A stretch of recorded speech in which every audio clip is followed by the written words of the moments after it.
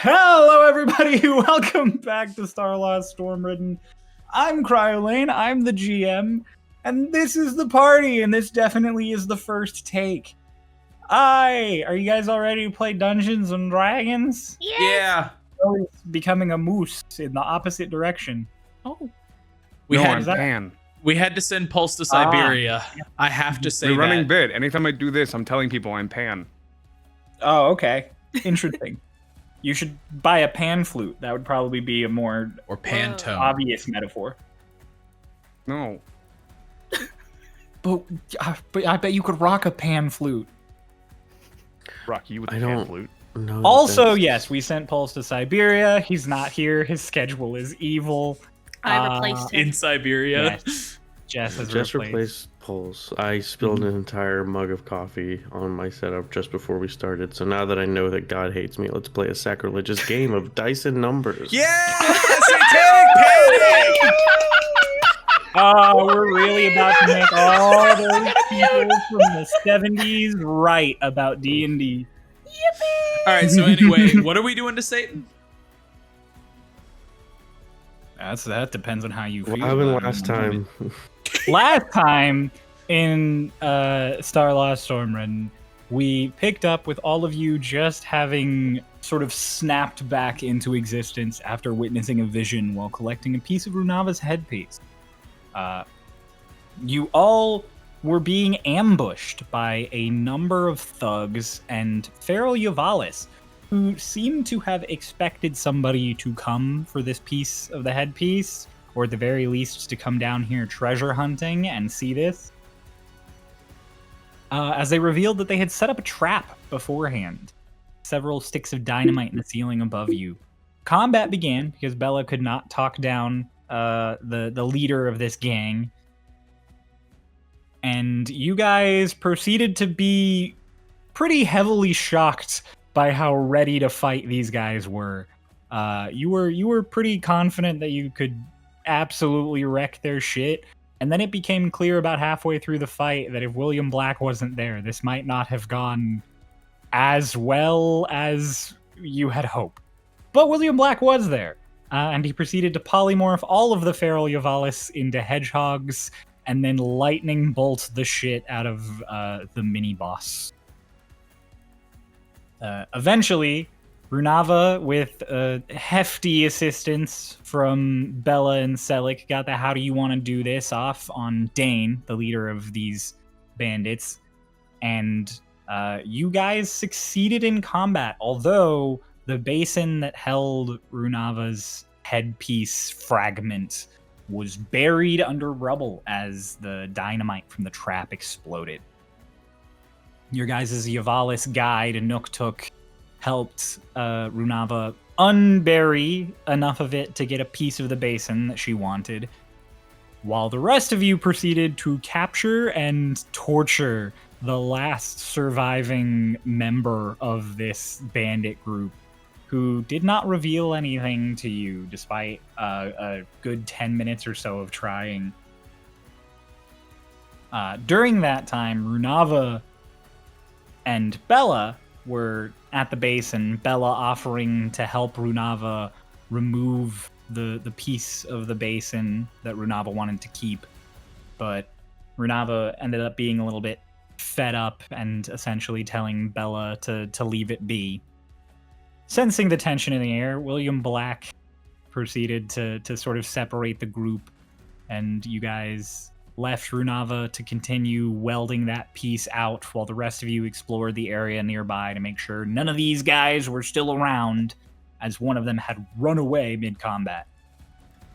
You found him really quickly, the guy who had ran away mid-combat. He was trisected because just his torso and some arm and some of his head remained. Otherwise, he had been completely, cleanly cut away. Every piece of body I did not mention was gone and missing, with no signs of a fight, leading all of you to process that whatever did this to him did it instantly and smoothly, prompting all of you to be like, we should leave. But not before William Black identified the short swords that had been taken off of the bandit leader, and whatever he identified, whatever aspect of them, it gave Bella and he pause. Apparently, it's some kind of interesting coincidence. Meanwhile, Runava got that chunk of the basin pulled away, sat with Zervi for a bit, and reflected on how whoever left it here playing some kind of game. That was where we ended the session.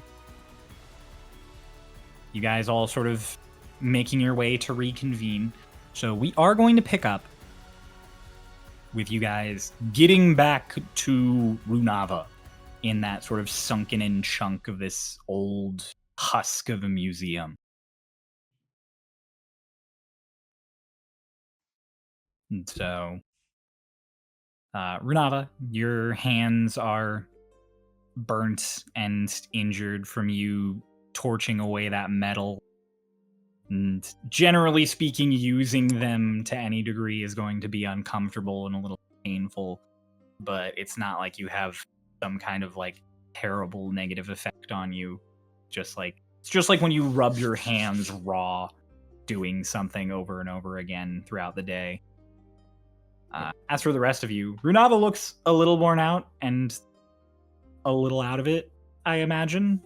Mm-hmm. But none of you, none of your worries of maybe Runava being attacked while you were gone or something have come to fruition, as she is still just here, hanging out. Just like on our way. Just when we like finally get in view shot, we can like see Runava like exhausted. Just, Runava, Yes. are you done with what you needed to do? Kind of looks back at the rest of the basin before turning back. Yes, I'm down here. Right. Well, we encountered sliced up knight. One of the bandits got all caught up by something in here. So we should probably leave. Like by a creature or by just Like something just completely removed a chunk of his body. A clean is. clean cut. It is unknown. It could have been anything. But it was clean and precise. Like you took a wire and cut it through clay. And the rest of his body was not there, presumably eaten. So we are under the impression we should probably leave. right. Realistically, it could have been anything. Or multiple things. Hmm. Are we able to see Runava's hands? Runava, are you making any attempts to like keep your hands in your pockets or away? Not really. I have at this point put away the little bit that I have taken off as I'm getting back on my feet. So Yeah, you can see that Runava's hands are messed up. Oh, darling, your hands. She's gonna kind of walk over to you. Here. Holds out her own hands. what? Can I help? Slowly put my hands on yours. You're getting a first level cure wounds. Okay. Bruh. 9 points of healing. 9. 9. Guess who's back to full HP? Woo! Actually, that was Yippee! perfect. Vane walked up with the rest of the group, but he's kind of like crouched down at the base, and he's like, "Hey, you said that you knew that Bella was supposed to be the one to reach in this, which means you can read whatever the fuck this is." Doesn't take much of a genius to put that together, yes. I've never seen a language like this before, other than kind of. He looks at it and it's like, other than kind of like what's on your pants. I thought it was just fancy design. No. I mean, granted, how many languages do you know? I mean, there's a lot in the world. What I German don't- for a moment? Because I have a German character. Is it In the world. In the world. I don't know too many, but I do know when I see other languages, and I've never seen this one. What is it? Right. Well, it's a language called Yuan. It's you know how it was talked about that didn't like the Rattlers riddles because it's not language friendly. Yeah. Yuan is my first language, the one I'm familiar with the most. Not great at common, but I get by. Where do they speak that? Where do you think I'm from? I talk Westwood? about the Westwood. Fair enough. I've only met a handful. Is it regional? Of the sorts. It's almost like a dialect of Sylvan. Your family close with the whole Sealy Court. That's it. No. Fair enough. Well, certainly looks cool. Just a language to me. Well, we have our point over at the dude who's currently still holding on to the broken rod. You have a lollipop of a man. Yeah. Lonnie's been holding him this whole time. Like she, when we walked out and came back, just what our We have our takeaway from this. Well, we have multiple things. Speaking of which, Selleck like goes and he unwraps he had the half plate put together and he just like, I'm gonna look over this before we walk. We should probably get going. There could be multiple things that did that actually. There's a lot of things that could have done that. Like what? I don't know.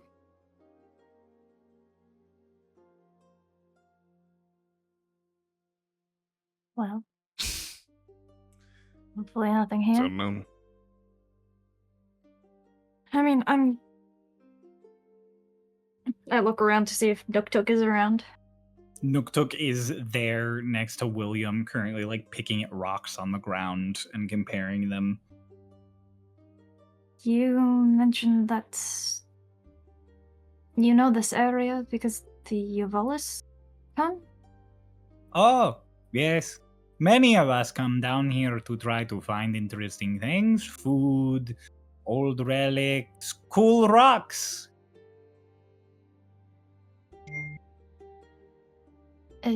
Have you ever seen anything that could do what that could have done? Oh, no, that was horrifying. Nuktuk does not want to be here. I don't think I'll ever come back down here again, actually, after that. Right. Well, it's a good thing that we got what we came for. It's perfect that it was here waiting for you all this time. Like, Nuktuk walks over to the basin and just like, dink dink on the metal. Is good construction. Right. But the real question is, how long were the people who just so happened to not give us any information sitting here waiting for us to show up?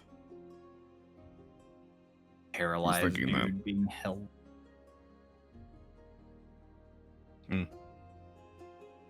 That's lame. Come on. We should get out of here. Might as well not waste any time. As we're walking, I take the half plate. I'm gonna investigate it. It's the one that wasn't blown up. I'm gonna see if it has any like cracks, scratches, dents of the lot.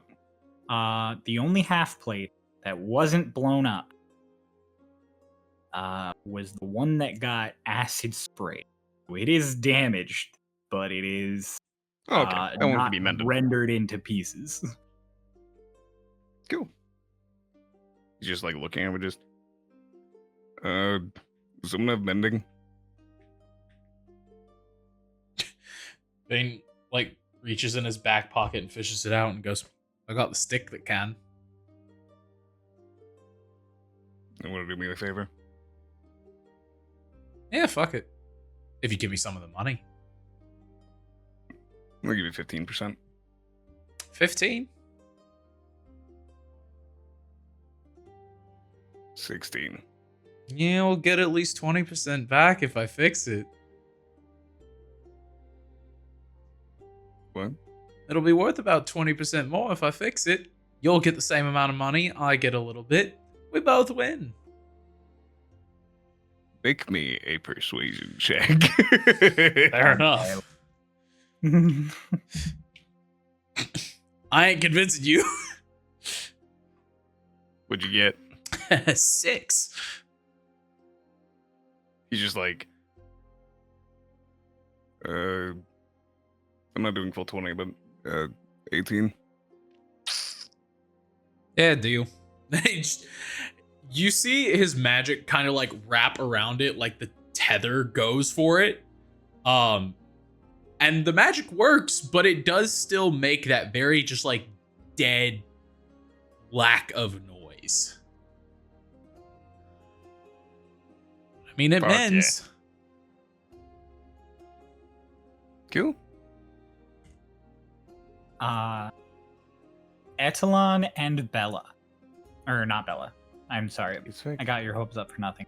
Etalon and Vane. Your What's up? passive perception. Yeah. Vane, your meets beats on this, so you very faintly hear it. And Etalon, you're kind of cued in to take in a lot of noise in a situation.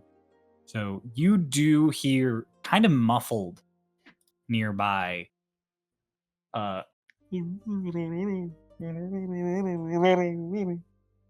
Sounds of someone talking, but it is Barry. Lonnie like pauses, starts kind of like examining around her. Oh, Jada. I'm not crazy. I thought Puts the someone guy was just down. hungry. Starts You put the guy down, and he lands, and then he kind of like boom, boom. oh, like a weeble wobble. Oh, Yeah, he like Okay. weeble wobbles, and then he booms He to does the fall side. down. He does Falls fall. down until he falls. You catch him before he falls. You just catch him, just right him. The sound stopped. It didn't last very long. It was maybe 10 or 15 seconds at most. Can I try and figure out what direction it came from? You and Vane working together could probably figure out the direction it was coming from, but the distance and exact things will require investigation. Sure. Wanna help me, Vane? Yeah, I got you. All right. So is this just a straight roll, or like? I will say because it's both of you working together, it will be a straight roll. Yeah, so Okay. just investigation from one of you. Can I I'll do it. try a thing while this is happening? Or won't actually, what's roll, your I'm just gonna investigation try and bonus? lower the DC. Not good. Sure. Oh, okay. Mine is fine. It's not amazing, but it's fine. I was gonna say, can Vane kind of reach to the ground because it sounded muffled, and we just saw a collapse. So I'm wondering if Vane could just kind of like touch the ground and presto the ground to kind of like knock it, but like louder. You just want to make like a big knocking sound on the ground? Yeah. You can do that. Sick. So you Like at least then Vane, we might cause it to respond again. you do the 2 knocks and there is no response. Fuck. Okay. And now it knows where we are. Investigation. 15. 15. It definitely came from underneath the rock of the dynamite. Like it definitely wasn't like deeper underground. It's in this immediate sort of 30-foot area that's been buried. Oh, like where we just had the combat? Yes. Oh. It sounds like someone is buried. It sounded like someone was talking underneath it. It didn't sound like they were crying out or screaming. It sounded just like a few sentences. Oh, And as it was pointed out, like, is it a thing that happened and then we can't hear it anymore, or is it continuously like? It is a thing that happened. Like I said, it was like 10, maybe 15 seconds of Okay. audio, and then it just was quiet. After it was pointed out to the rest of us, were we able to catch any of it? Or You might have been able to catch the last few little bits of the sound, but you weren't able to like right. pinpoint it. Do we want to investigate that? Hey, Nuktuk. Mm-hmm. If someone were buried under there, would you be able to kind of read it? Oh, Nuktuk would know if there was a person under there. Nuktuk goes over and like slaps his tail 2 times on the ground. And William Black like is just like, Yavalis can detect stuff under the ground nearby to them. Sort of a sixth sense they have. Mm-hmm. Damn. Yavalis have tremor sense up to 20 feet. yay! And so Nuktuk walks around just sort of smacking the rubble with his tail until eventually he goes, "No persons." Is there anything else under there? There is just rock. Oh, so it's not hollow under there. Well, there is the basin. The basin is hollow, but that is dug out. It is not under. It's kind of under. It's like half under. Hmm. I think we would have heard it if it came from the basin, though. Yeah. It's true. So instead, Is there anything under the basin, do you place. think? Maybe. I mean, they didn't sound in distress. Just sounded like someone in another hallway, maybe. I think that's much, much stranger. True. Got buried Especially under if it's rubble. not hollow. Hello? Is there someone under here? I like kick the ground. There is no response. Why not? I Why aren't want they a responding response, now? Why are they being Ryo. quiet? Are you ghosting us? Nuktuk puts his head on the ground to like listen. I swear I heard a goddamn voice. God's damned voice. Yeah, it's like it's like a person just like talking. It's like a sentence or two. Am I able to like decipher if it was like somebody talking to, like, just in the intonation, not necessarily the words, but like if it was like somebody trying to talk to us, or if it was just somebody speaking, like maybe they're saying like another sentence? With your passive insight, actually, yeah, it sounded like someone is asking a question. Like to us or someone else? To someone. Whoever listens. Whoever was listening, whoever was being asked. Can I, because the basin wasn't fully dug out, can I go over to it and sort of dig around the base of it and see if it was attached to the ground or to anything beneath it? You can. It'll take an athletics check. Sure. And about a half a minute to a minute time. I'll use my new dice that I got that are kind of Bella themed. I got them not sponsored from Tabletop Witchy. They have an Etsy page. Go tell them Starloss sent you. Yippee! Anyways. You got any ideas? Athletics, 22. Sorry? 22, Bella starts digging the rubble away. Bella, you don't have too much difficulty, and you can do it without, like, damaging the basin or having it cave back in, like, around you as you start digging it away. Vane, you ask Lonnie if Lonnie has any idea. I could barely make it out. But you heard it It too. sort of sounded. No, I mean I heard it. I didn't hear what they were saying, but just based on the intonation, it sort of sounded like they were asking a question. You- But You know, whoever, I don't know who exactly.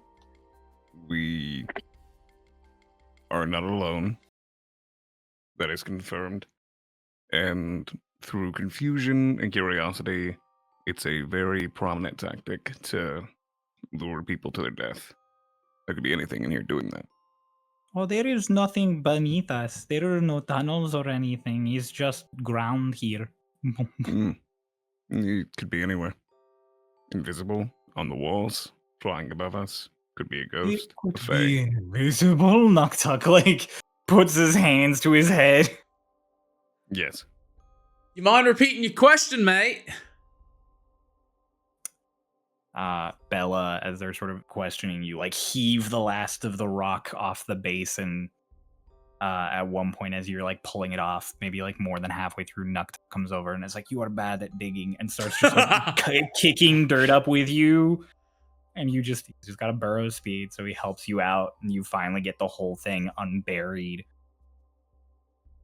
And there's lots of rocks, pebbles, stones, just spread out about. The basin itself looks like it was placed here. It is not like connected to the ground, so you can lift it and move it. And you look at it now, and whatever fluid filled it before is gone. Whether it evaporated or drained, you don't know, but it's just empty now. It looks almost lifeless. Like the basin before was this glowing magical thing, and now it's just a pot. As I've sort of unearthed it, is there anything of note on the bottom of the basin or like near its feet or inside that we couldn't see before because of the liquid? Bella, make me an investigation check. Okay. I will say this isn't just a scaling DC. This is a success or fail one, so you can add class abilities to if you have anything left. Cool. Okay. Well, I don't. So it's just a straight No. 15. 15. Yeah. Plus 0 to investigation. With this all dug up, 15. With dark vision, 15 is the DC. So the basin doesn't have anything on the bottom. In fact, the lower half of the basin is incredibly plain compared to the top. The top is sort of intricate with all of the notes and stuff written on it and this nice design, and the bottom really is just a metal pot. But as you move it around and take a look, maybe 6 feet off of the basin is a rock that is notably different than the other in color and composition. It's a tinted rock. Has a couple of little, it looks like it's got writing on it.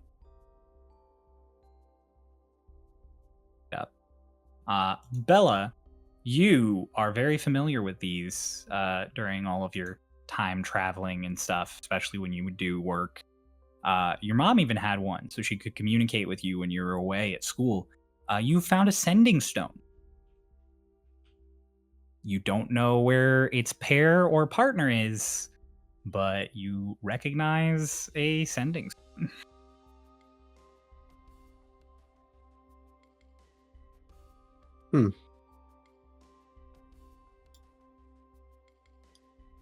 That's a silly rock. Oh.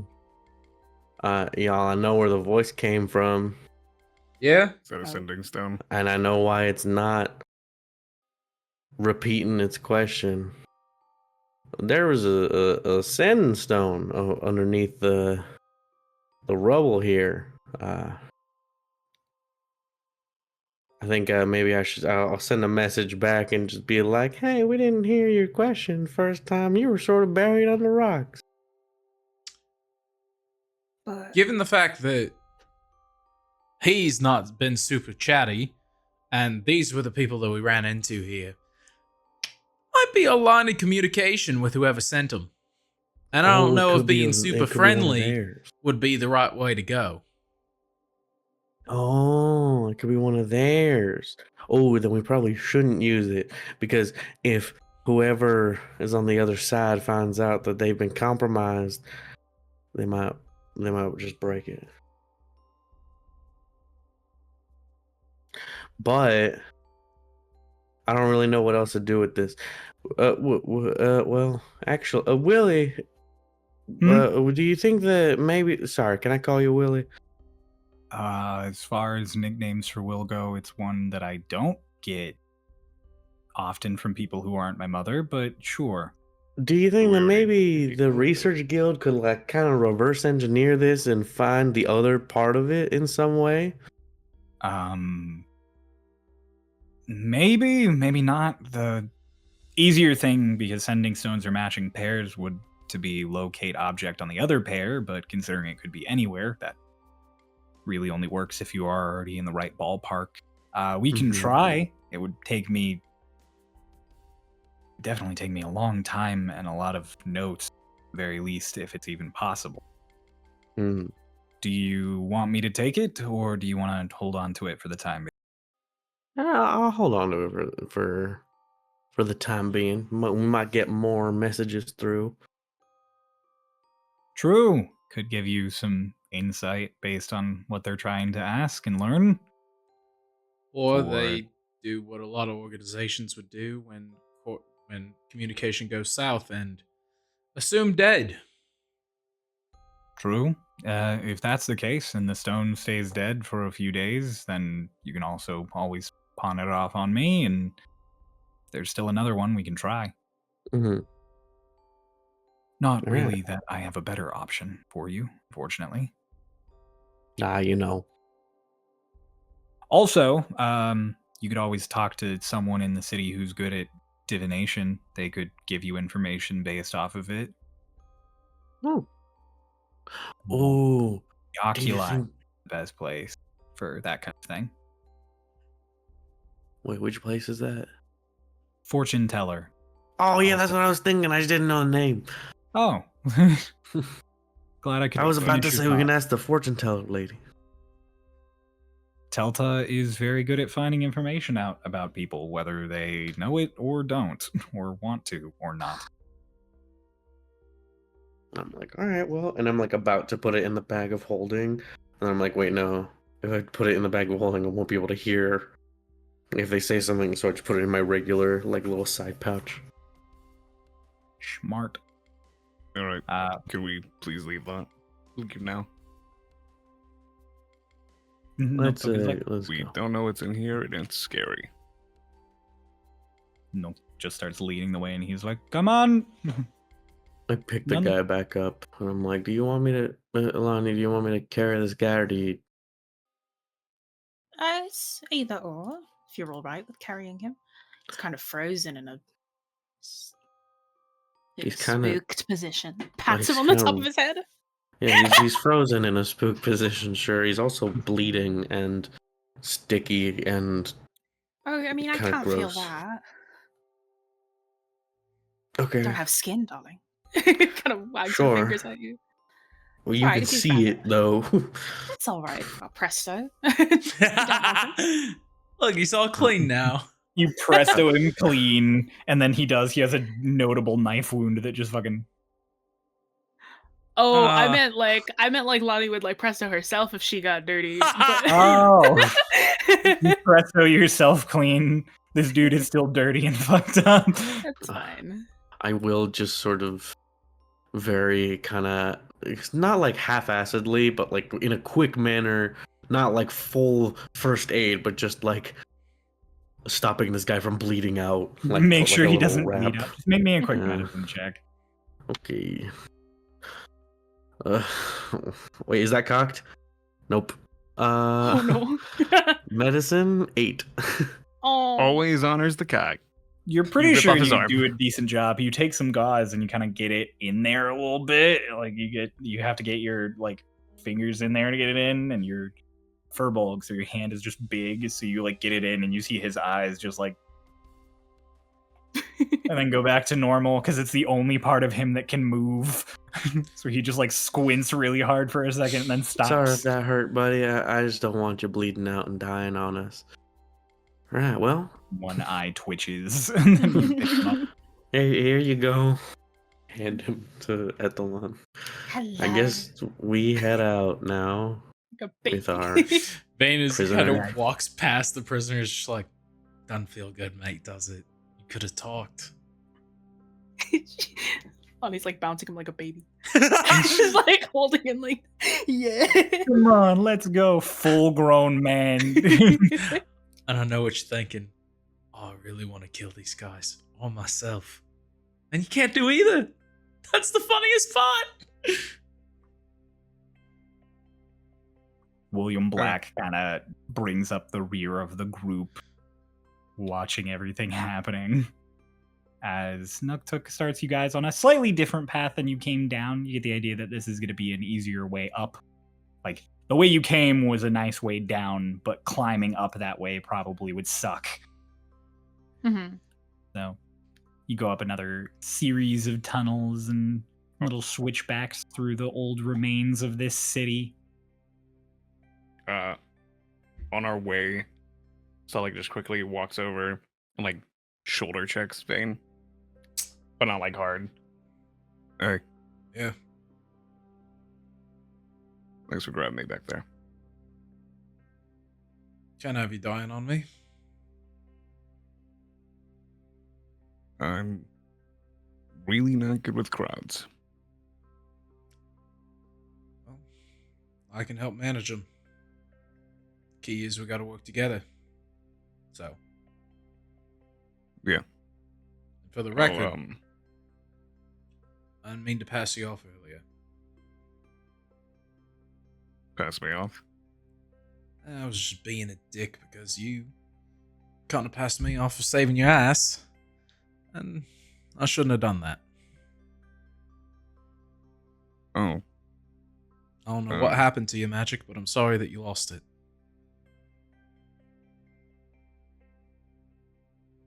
you don't. Please, you don't gotta apologize. Like I said, just time. I'm a lot older than you. Yeah, well, maybe we'll Things shove change. it back in you eventually. Don't say it like that. But yeah, you helped me out a lot. I gotta redo some of my magic. Or train. This magic's weird. Takes some getting used to, I imagine.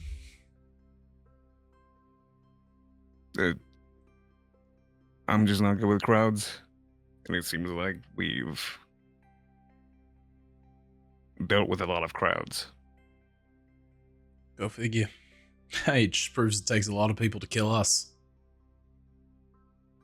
I think we would have died if William wasn't with us. I don't know what you're talking about. We lived, didn't we? Doesn't matter how.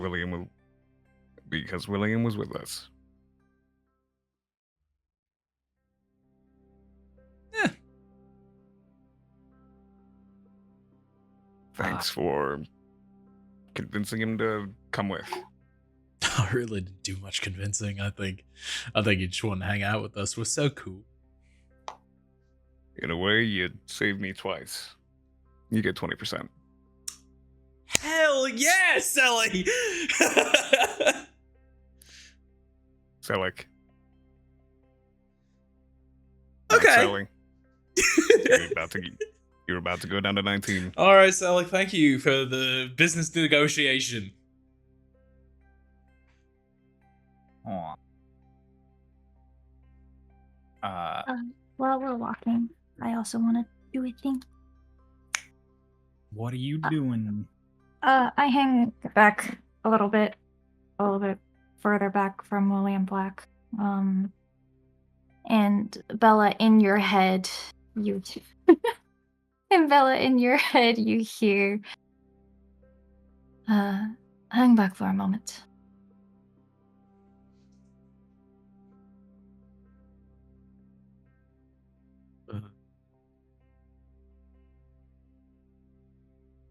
Bella does like a very like Bella was very clearly like focused or like thinking something, and then does like a like, looks around and sees Runava behind her and waves, and then just responds with the thing. Just yeah, sure.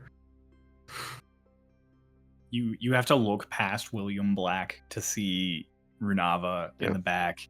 He looks so like exhausted. Like he's like, I didn't come out here for any of this. Oh God. Like you can tell this is a person who's incredibly introverted and now has been hanging out with a lively group of people for several hours and got into a fight and now is going to be hanging out with this lively group of people for at least several more hours. Fucking introverts. Like he is absolutely like, I was so excited to come down here and I overestimate. You like walk past him and he's about to talk to you and then he sees that you're kind of slowing down so that like Runava and you can talk and he's like, oh, and just walks a little faster. It's just the two of you at the back of the group. I Howdy. talk quietly enough so that Oh, howdy. others can't hear. Hello.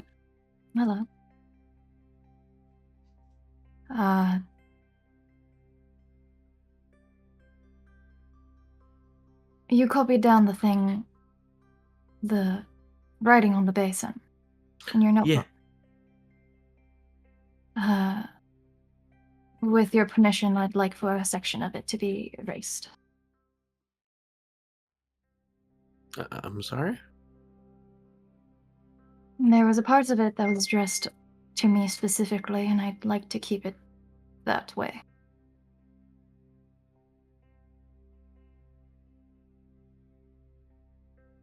Roll me a persuasion check.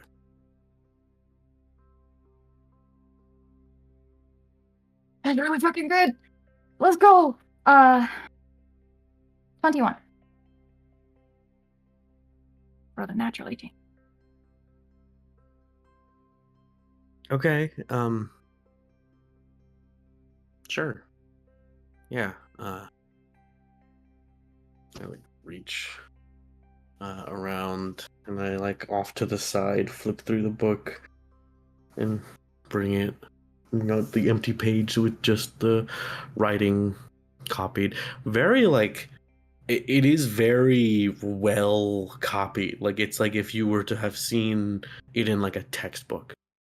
Like the exact orientation, and it's like pretty skillfully recreated. You understand Sylvan, correct? Mm-hmm.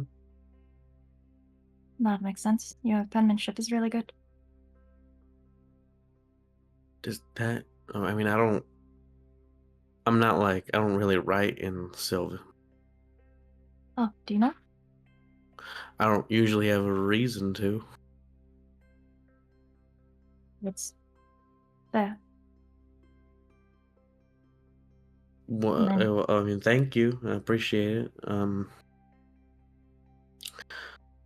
What's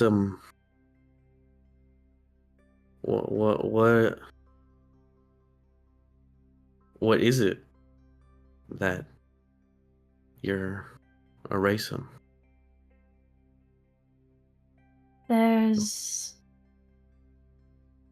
the part that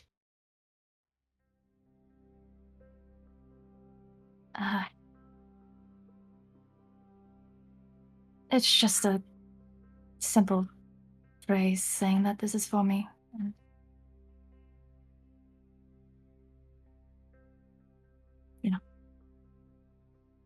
just want to keep a couple of things just for myself. And I'll pass my hand over, and it'll look like the graphite, only like a small section of the graphite. It is graphite, right? Or did you use ink? It's graphite.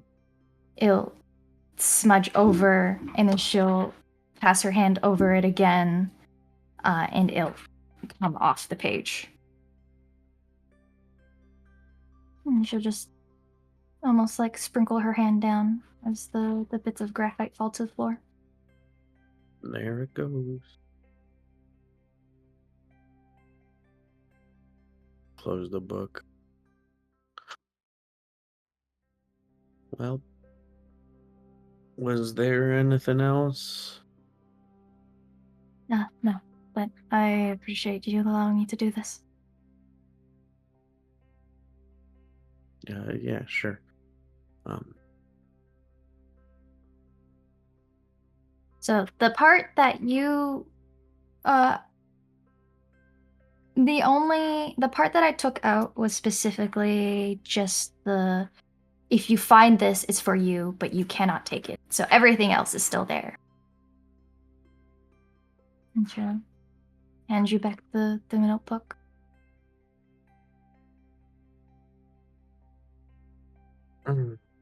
That's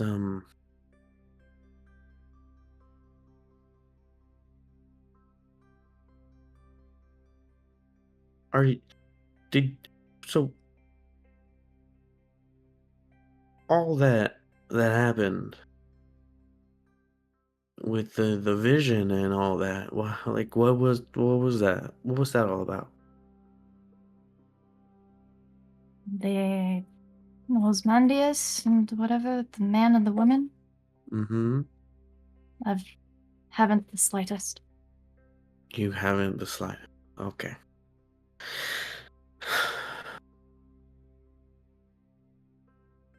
I truly do not know.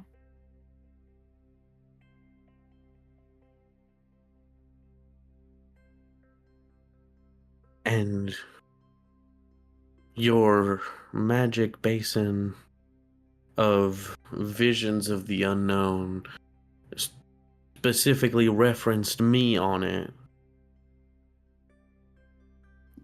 Why would that be the case? Who wrote the message? Why do they know who I am? Well, that's something I would like to know as well. But I do know who wrote it, so that's something. I recognize the handwriting. Oh. You care to share?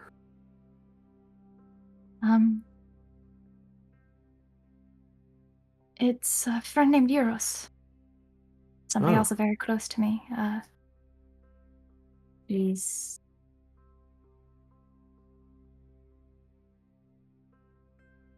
I don't know. There are a lot of things I don't know, and I wish I had the same answers as you are seeking. But unfortunately, that's not how this has gone.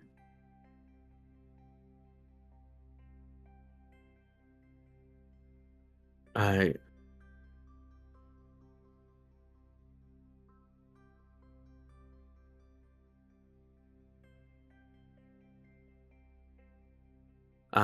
am, Renava, I really want to do everything that I can to help you with your quest and your search, but if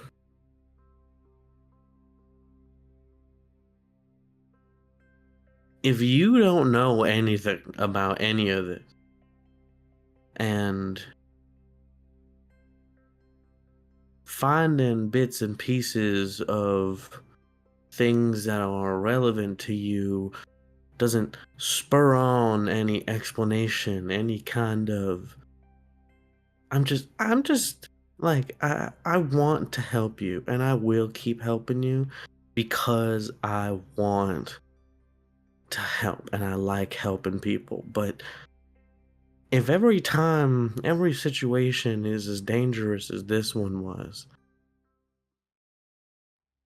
and I'm not to say that you had anything to do with those bandits or the people there. You're really not providing any, and I don't know. I guess I understand that you don't understand, or whatnot, but if we don't start understanding things soon, it's going to be hard for us to just keep blindly following you around into caves and dungeons. I understand that. And I appreciate you all coming down and being there. I wouldn't ask you all to blindly follow. Well, that's what you're Simply. doing, though. I'm not. I mean, you don't know why these things are here. You don't know why there's writing on it. You don't know why it's here, what it's supposed to do, what the purpose of any of this is.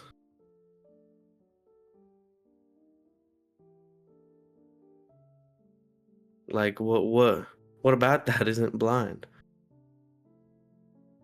Well, it's blind for me, but I, truth be told, never asked any of you to come along. You guys have been coming along out of the kindness of your hearts.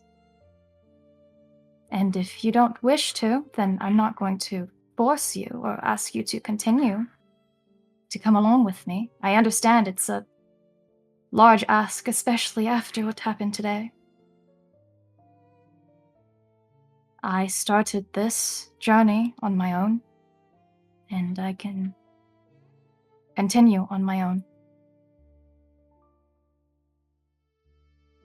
And what would you have done on your own there when that group of bandits attacked? Left, probably. Left. Turned invisible, teleported away. Granted, I don't know what that liquid was. We never really tested it out, so...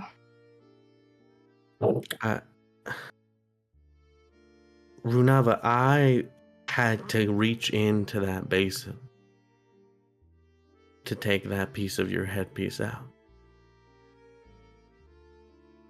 Thank you for that, by the way. Yeah, no problem. I don't think whoever's setting up this little scavenger hunt you're going on agrees with you that you can do it on your own.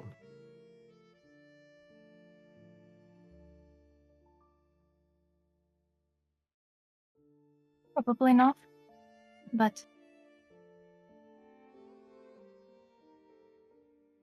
I don't have the answers that you all seek from me.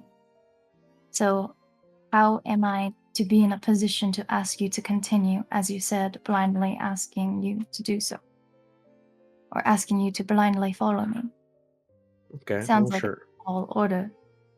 You go off by yourself and you find the next basin and you go and it says that you need to have Selic reach in this time. What then? Find some form of a workaround. There are answers to problems, and it doesn't necessarily always have to be the most convenient one.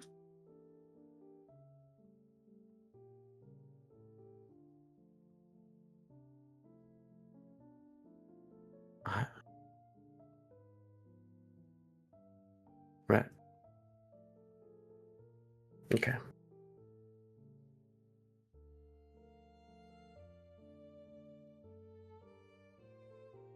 Well, I'm not trying to say that I'm gonna stop helping you. Because at the end of the day, we're friends and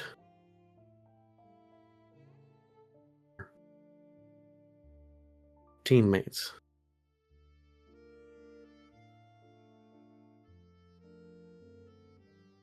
You do consider us friends, right? Sure.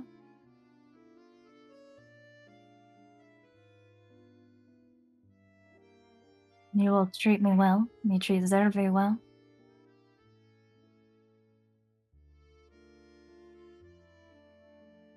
So, yes. Mm-hmm. Insight check.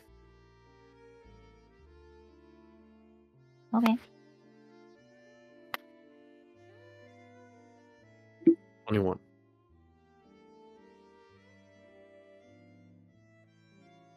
Do I roll persuasion/deception? Yeah. Yeah. That is correct.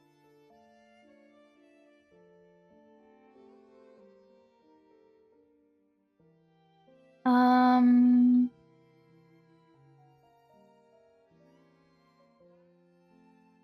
Oh my god, you killed him. Oh, he's back. My internet is like dying for half a second and then coming back. I don't know why. Yeah, Relatable. it's showing on OBS Ninja.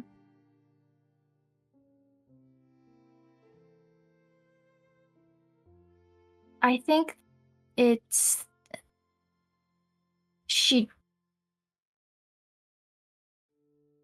there is trust there, but it's not like the familiarity of friendship necessarily.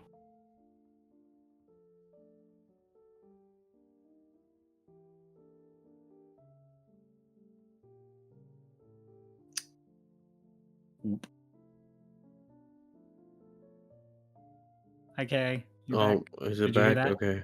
No. I don't know what just happened. Ray, you want to run it again? There's trust there, but it's not necessarily the familiarity of friendship. I just closed my notes. Oh no. Don't do that. Bella, you get the Uh. vibe that Runava is referring to friends in the same way you like when you're coworkers and you hang out for like a month and you're like, yeah, we're friends. Yeah. But it's there's a veneer to it that once you dig deeper, it's like you're acquaintances who enjoy each other.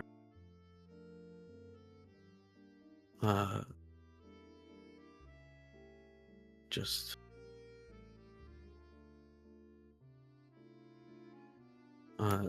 like, because I ask, like, so you consider us friends, right? You're like, yes. And just like, well,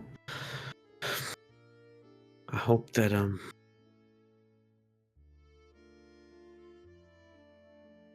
I don't know.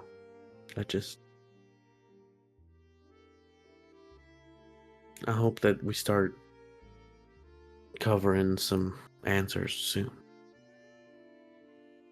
As do I.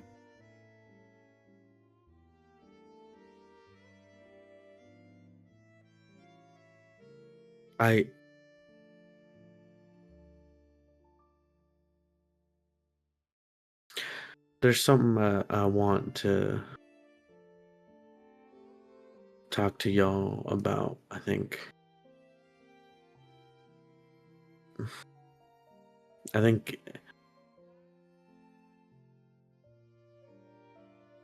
if we can get a moment, a private moment, us as a squad, I want to open up to you guys about something. But anyway, that's not relevant right now. I just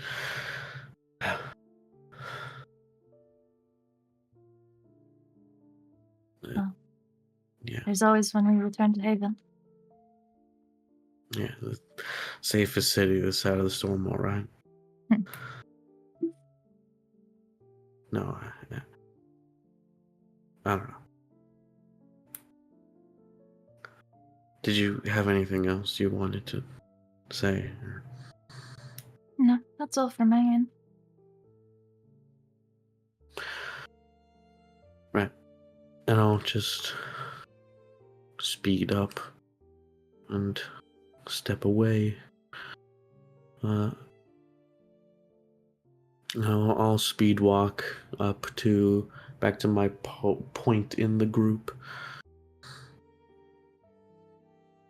Gotcha. You guys continue your walk. The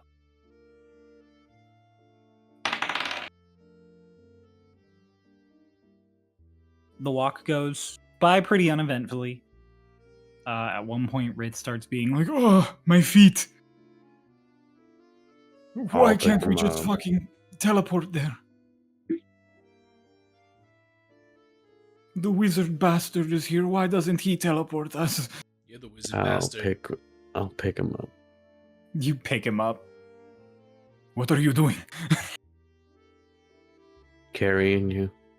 Why? I can walk. 'Cause your feet hurt. We've done this before. I'm not a baby. Cryo is so good at dealing with the pulsisms of Ritz. Yeah, but also last time I was like, does anyone want me to carry them? Ritz was like, yes, please. Yeah, but you asked and he confirmed that time. This time you just pick him up, and that's where he's like, I am not a baby. Okay. True. Put him on my shoulder. Fine. Like a cat. Literally, it's the best way to play Ritz. You keep him on your shoulder, and you guys walk. At one point, as you're on, he's on the shoulder. He like ducks because the ceiling starts getting lower. All stacked on tall. Yeah, the tallest party member with the second tallest party member on their shoulders in a cave. You guys, after walking for a good almost 2 hours, finally feel fresh air coming down the cave and have like a nice moment of like,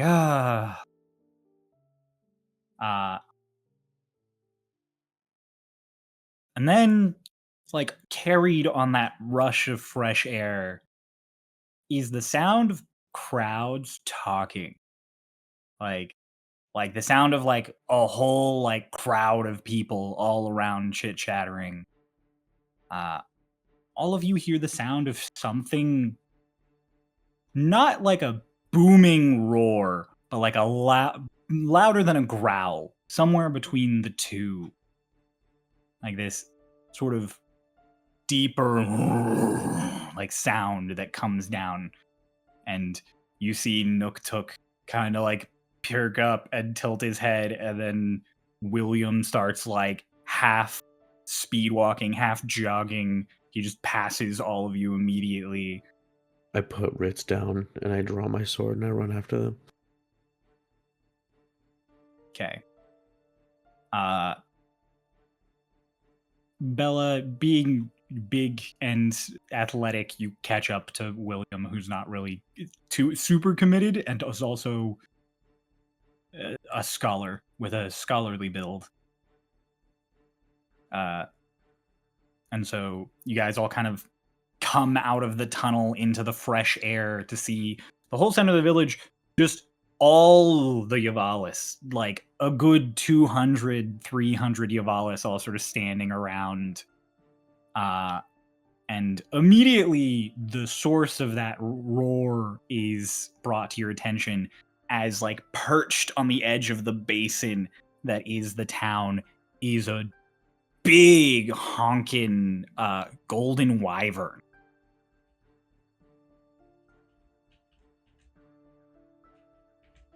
Oh shit.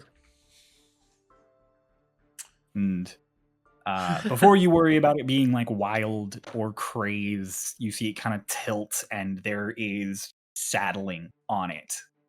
Like there is all the sort of ridery.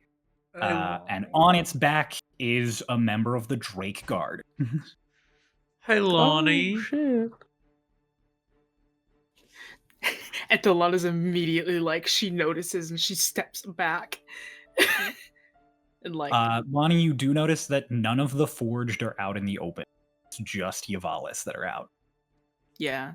Lonnie's just kind of like, shit. She like kind of backs into the cave Well, again. Holds out a hand. You're invisible.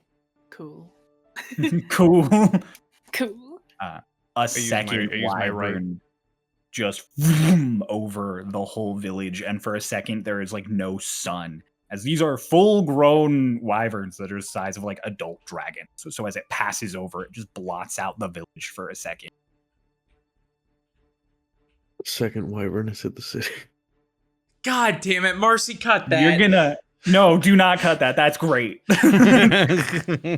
Why would you cut that, Marcy? I didn't say anything wrong. Bain looks up and is just like, yo!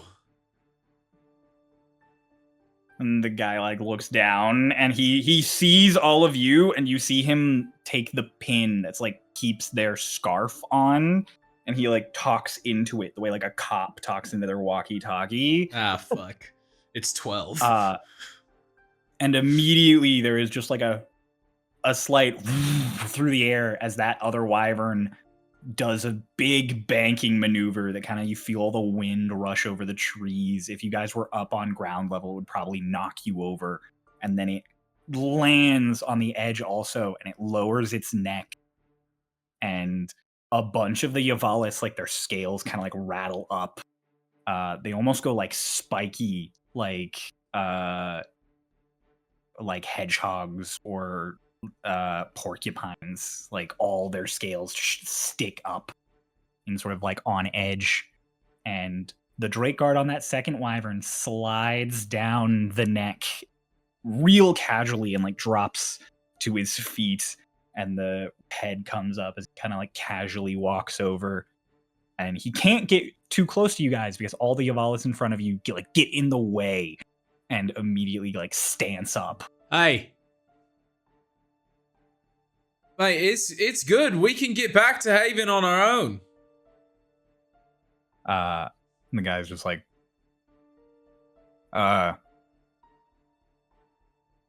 my apologies for the interruption, like out to the whole crowd. We had to come be sure that the envoys from our city, who we are currently responsible for, were well and in good health. They were taking far longer to return than we had estimated from our information this morning.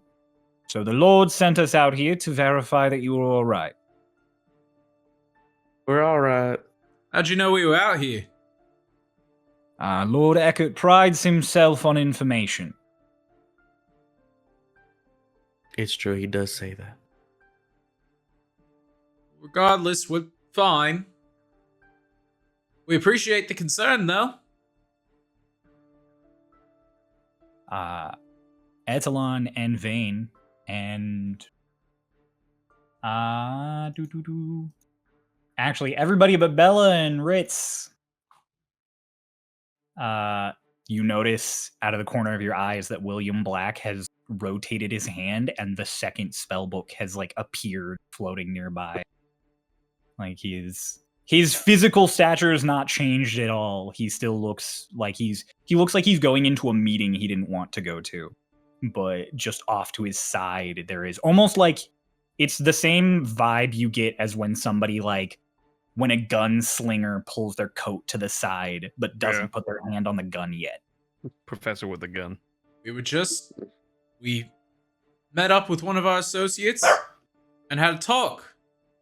We apologize that it took longer than your lord had anticipated, but we are perfectly in good health.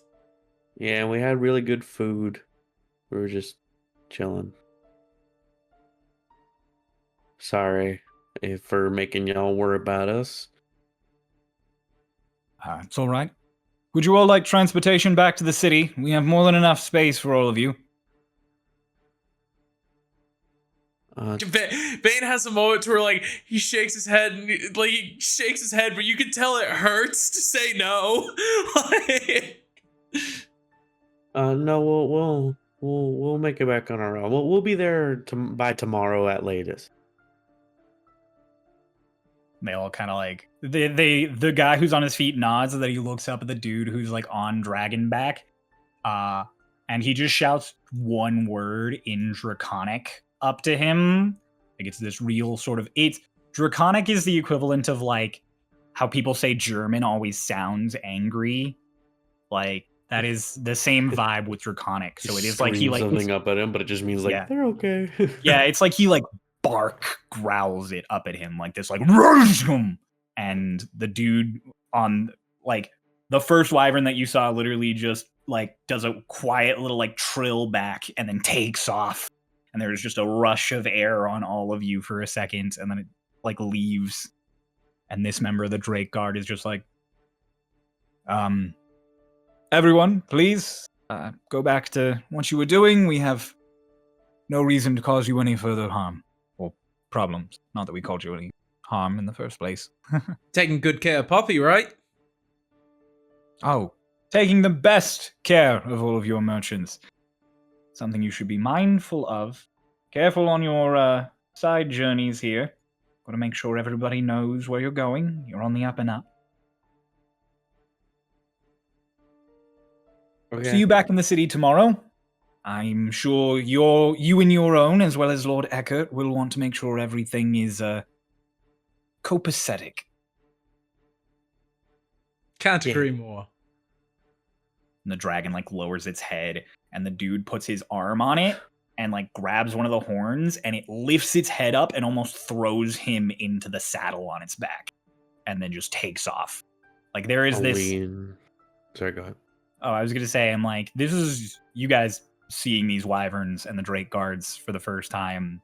It's like a symbiosis the way this dude slid on and off. It is perfect sync between the two of them. He didn't even look to make sure he was grabbing the right place or landing in the right spot. It just was natural to him. I'll lean to Vane as we've sort of been at the front having these conversations, and I'm just what does copacetic mean? Means as long as they get what they want, we get what we want. Oh, okay. As the other Drake kind of fucks off, Bella, because you've leaned close to Vane, you see again, kind of similar to earlier, to where it's you're not sure when Vane's stature changes, but you do notice it release. Well, that was eventful.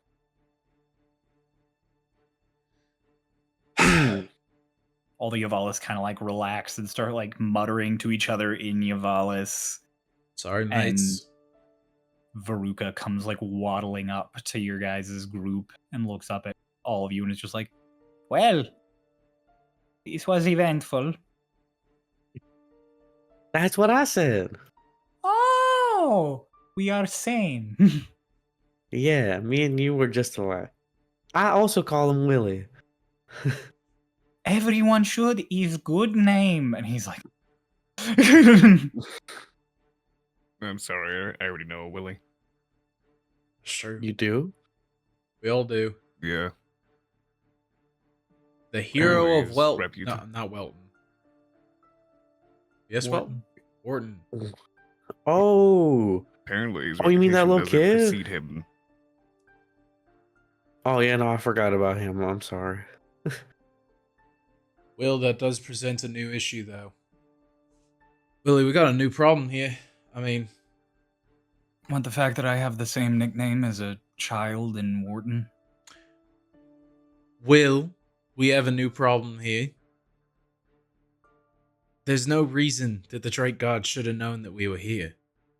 Except for our missing guest. Wherever she is, as she is invisible right now. Literally just standing there. I mean, It could there are be any of the forged. It could be spells, scrying. trying, locating. They are on Wyvern. They could have flown around long enough and just found it. I guess. Because we told Poppy where we were. And we're a city up north. I didn't tell Poppy exactly where you were, or directionally where you were. What did you Because- tell her? You were safe, and then I knew where you were, and that you were nearby and would be coming back. It's also the Wyverns were here before we got here, so maybe they were coming to see if we were here, and then we just happened to step out at the same time. It would take me days to check every forged and every corner of town to see if any of the things that are around are enchanted to be tracked. Could you check ours at the very least? Could you just check the one that we're actively traveling with? A lot of Yeah. Pat Selleck. Can I get rid of this, darling? They can't see me. There she is. Reappeared. If And I was like, there's- 50% is over there, 50% is over here. it's if there's anywhere where scrying is most likely on, it's either my eyes or somewhere in my brain. So maybe that'll help narrow your search. I wanted to replace my eyes anyway. I was thinking it would be like a tracking device of some kind, like something enchanted in a certain way that they could pin into. Not that they were seeing through your eyes. Well, again, if there's anywhere that's going to have some kind of tracking device, it's the best, maybe not my eyes, but the best spot where they would put it, it would be in my brain. It is accessible. You can look in it. It won't kill me, but just have to be delicate with it. It's incredibly unsettling. Well, it's not really a brain per se. It sort of looks like are there accordions in this? Yes, there are accordions. Okay. It's There are sort of like an guitars.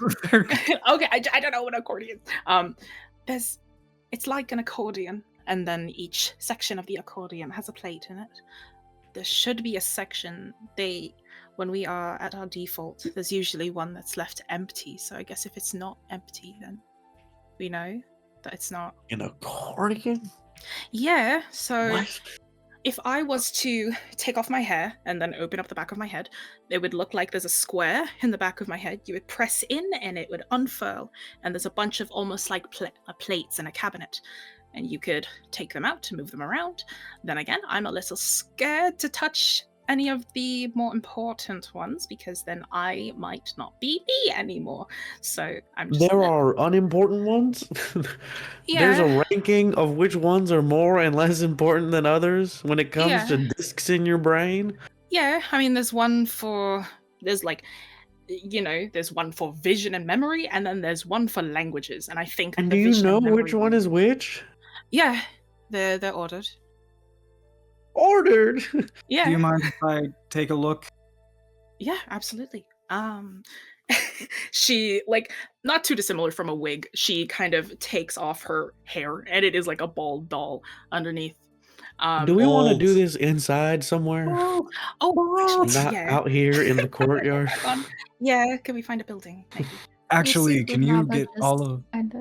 You see Oh. Renava just kind of step forward as if to, when somebody takes off their jacket and then just hands it to whoever's next. She was so wanted the prepared to hair. just take the hair. Like, I'll hold your hair. I'll hold your hair.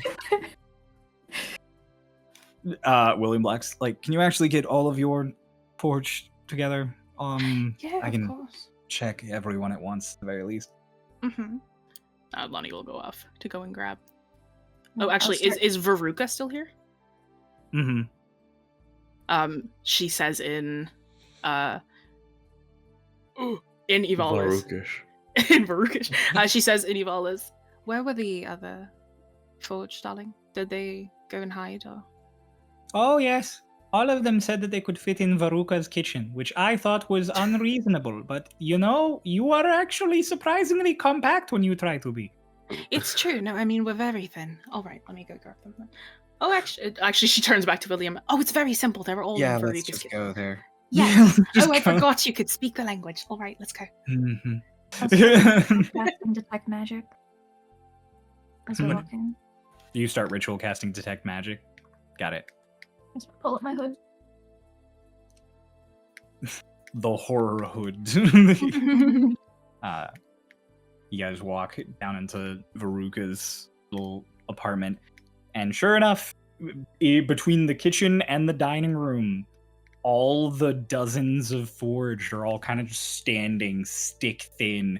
Their arms have kind of been rotated in such a way that if a normal human did it, their arm would clearly be out of the sockets, but they are just all tucked in neat rows. It's like when you fold up action figures to get them in the box next to each other. Hi, ladies. Hello, loves. You're like, hi, ladies, and immediately just the entire crowd all at once in a cacophony of different voices just, hello. Oh, that's unsettling.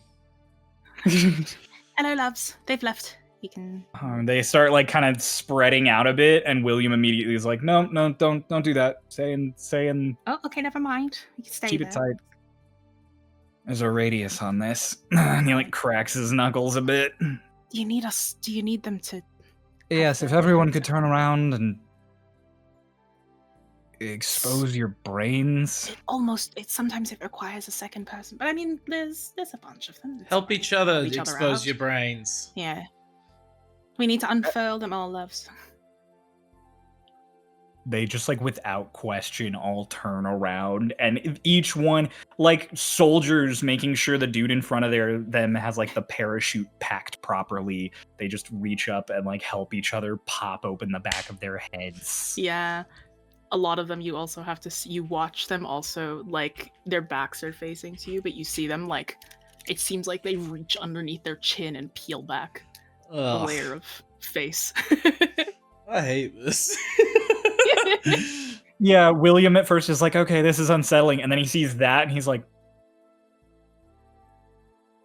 I'm sorry. it's all right. It's a layer of silicone. It makes us feel more natural. Oh, that's worse.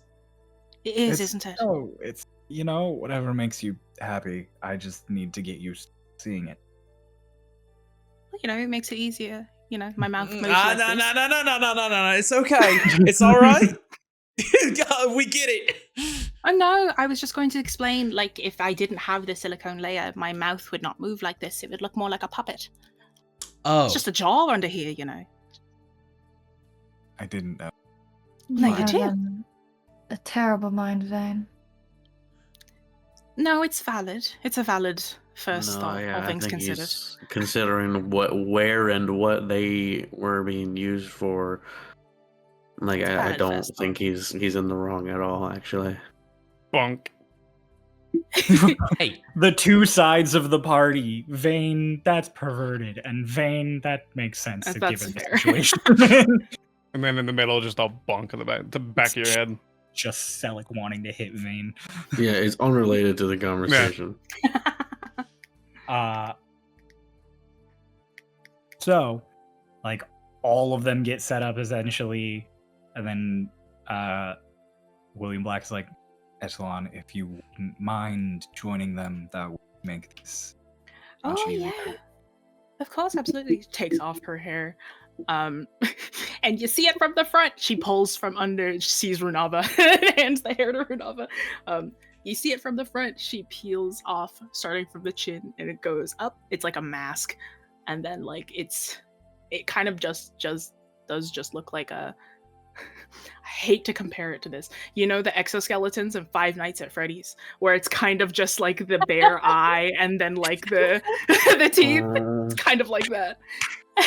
It took Out of several years, any- but we got FNAF and Starlost. Everybody. Yeah, Echelon has a fucking setting on her ARM keyboard thing. Just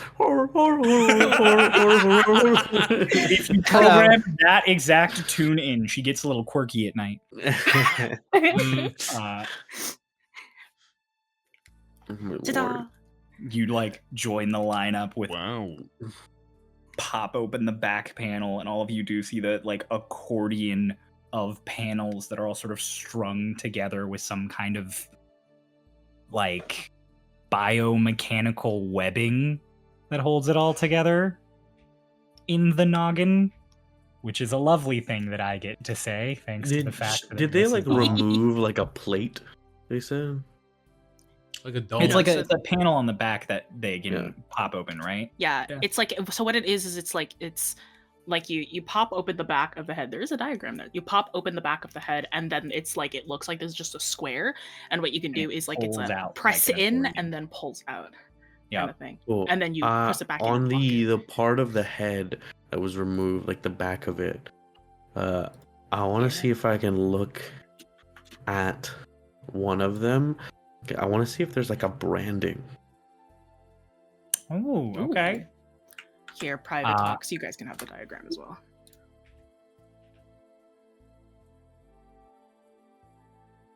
Looks like there's writing in figure 9. It's like there's writing. Hey, hey, hey. That's a manual. That's where they store it. And there's That's another where one. they store it. To where the accordion looks like an accordion. That's so cool, Jess. So the little accordions are all pulled out. Bella, you start trying to like take peeks at them to get an idea of what may or may not be there.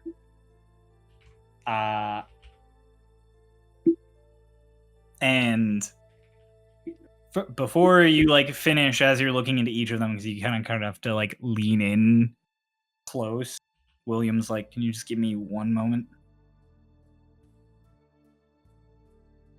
I back away. And then he's like, "All right. I've never used this on living creatures because it's never been applicable.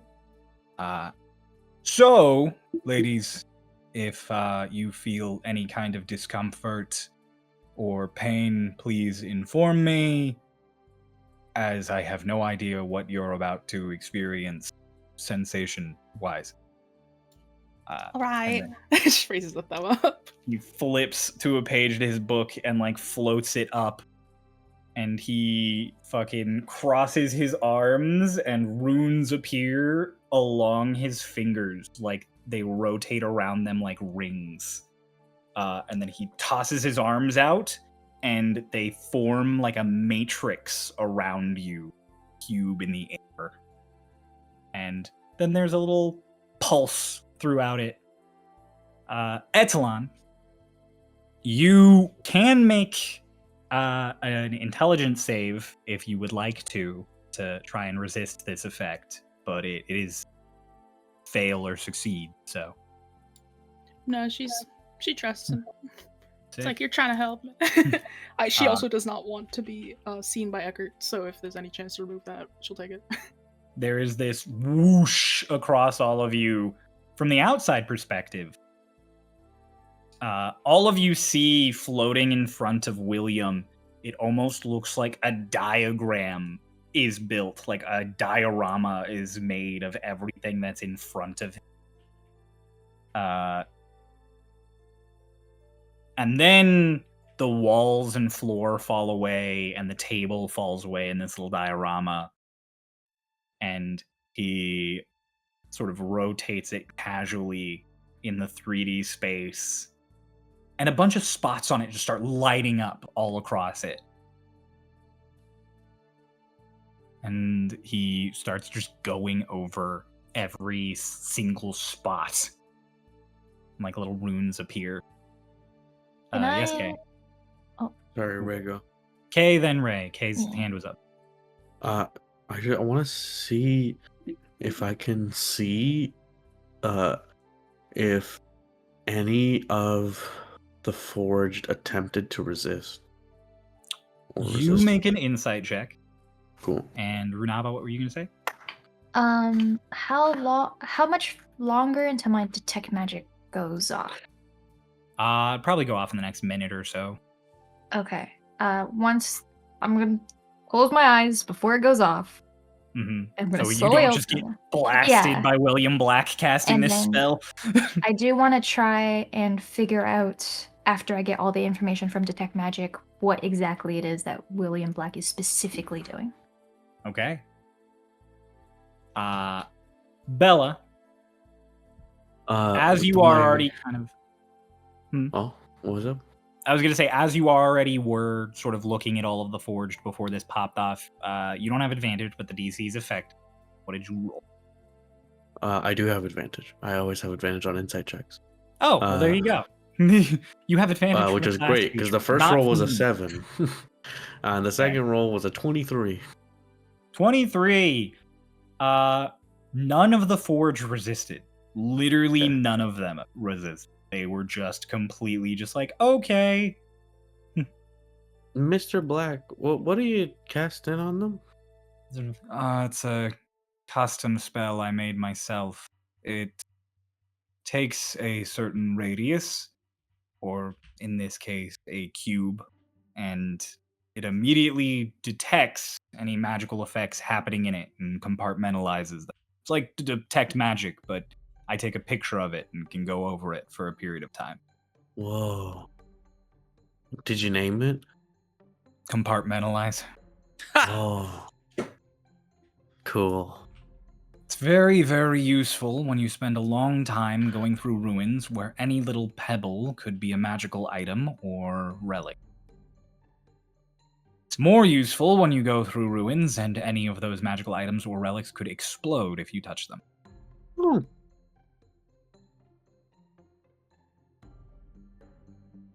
I Well, can I'll leave you to it then.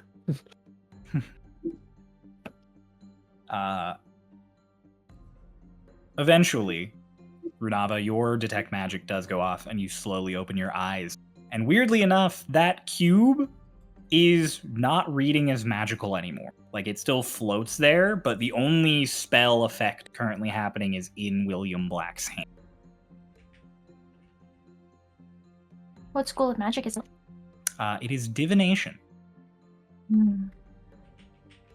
But so you get the idea from what you heard him say that it's probably divination in the way detect magic and identify our divination. Mm-hmm. I pull off the hood. Still a little bit wary, so Renava's a little bit squinty-eyed. All of the forged have a magical effect to them. Most of them have enchantment on them to some extent. You get the idea that whatever taking William Black so long is because he has to go through each of them and make sure the enchantments are like normal and not like the Eckert knows where you are enchantment. Mm-hmm. Yes, Vane. Oh, sorry, I didn't realize you were done. Keep going, and then I'm gonna lean and stare at the diorama and try and figure it out as best as I'm able to. The one that William Black has up. Mm-hmm. I just like it's like a it's like a little kid. Like, oh, their dad is like in like the engine of a car and they're there with the flashlight, like, yeah. Vane, what do you got? I don't remember. Is this the first time that Runava's popped detect magic while in proximity to us, or within eyeshot of all of us? It is the first time Runava's done it, but Bella's done it before. So you would also get the first reads that Bella got way back. Yeah. So you see the same sort of colorless, multicolored oxymoron of an aura around Vane. Mm-hmm. You do notice something that Bella didn't notice because Bella wasn't looking at herself. Bella's sword glows near the runes, obviously.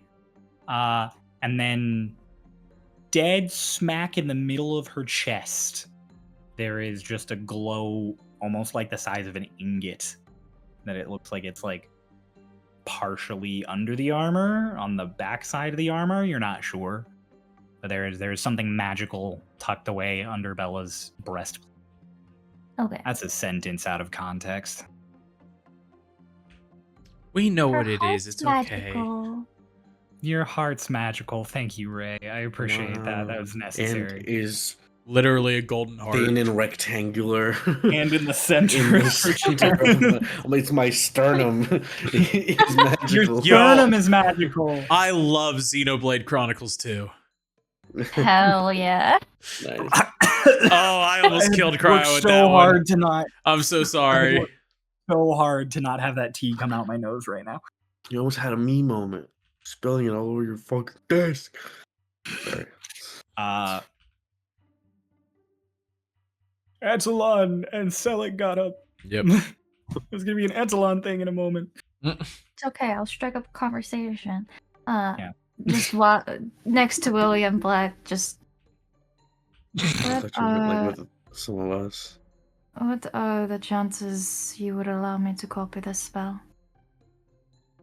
Hi, you can copy it just fine. However, the chances that you can cast it anytime soon are low. It takes a lot of power to do this much detecting and identifying all in one flash. Hmm. It's equivalent to the kind of magic you'd need for a planar shift. Ah, Above the table, what level is that? 7. Seven. Thanks. Well, I'll get there one day again. One day, when you get there, I will happily let you copy it out of my. Great. On God, I'm sorry. I know you said lead. Can I copy that spell? And you, I know you said, can I copy that spell? I heard, what are the chances I could cop that spell? What are the chances? It's That's the how same. Bane would ask. Yeah, it's like, but I love the thought of Rava asking, like, what are the chances I could cop that? Like- the chat. I'm going to have I a could chance cop I that. could cop that spell. Yes. Pass the spell for a homie. After 20 minutes of you guys sort of spending time and passing time by sitting and watching stuff, that cube does fade out, and the diorama just immediately like fizzles away, almost like an Alka-Seltzer in water. Like it like, and William's just like, well, I was mostly done. Close enough. Ladies, you all can put your heads back together. It seems that, however, Mr. Eckert has been keeping track of you, or how he found this village, if they are related, is not due to some not due to some specific part of you. It is probably something on his end. Whoa, y'all. There's y'all also are good. every chance that he was not tracking you, that he tracked the Yavalis, or that he tracked me, even. I'm not exactly the most inconspicuous individual traveling through the woods here. Also, as I briefly stated outside for you, Etalon, they do have wyverns, which are notoriously good at finding. That's true, yeah. You should just So- call the Drake God. She's like putting her head back together, puts the skin back on her face. Bella, you were able to Yeah. spot, not on every girl, but on Etalon and multiple. You put the face back on Bella. Never know if it's handed back the wig. Yeah, Renav, as an aside, Renav would be like, what is your hair made of? Alpaca fur, darling. Oh, The more advanced wigs are made from actual hair, but because it's the default one, they needed to make it cheap and they need to make it fast. So it's alpaca fur. so flammable. Alpaca fur is cheap. In this world, In the world of Starloss, yes. They got a lot of alpacas. Yo, we're packing alpacas out here in Starloss. You get an alpaca. You get. You Rudolph, take did you ask damage is from it that. flammable? No, well, yes, but in the so flammable. I suppose so. Anything's flammable Right. if you try hard enough, really. Regular hair is also flammable. It's true. Right. Extremely so. Renav would just kind of hold a bit of her braid, just right. I would go off like a fuse. Like a candle wick. Yeah. Not everything is flammable if you try hard enough. But most things. Depends how hot the flame. There. Rook's not flammable.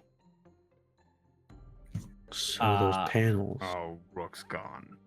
I imagine Ritz chuckles at this. Serves him right. Give me that 10 gold banana! I don't do you shit. Who the fuck you calling banana? Salad! What is a banana? Yeah, bananas don't exist in Starloss. No, Ritz just doesn't know what they are. Yeah, They don't we have have them in the one. Astral Sea. Astral bananas. Bella, Yes. every girl had some kind of stamp on that like pull out plate section.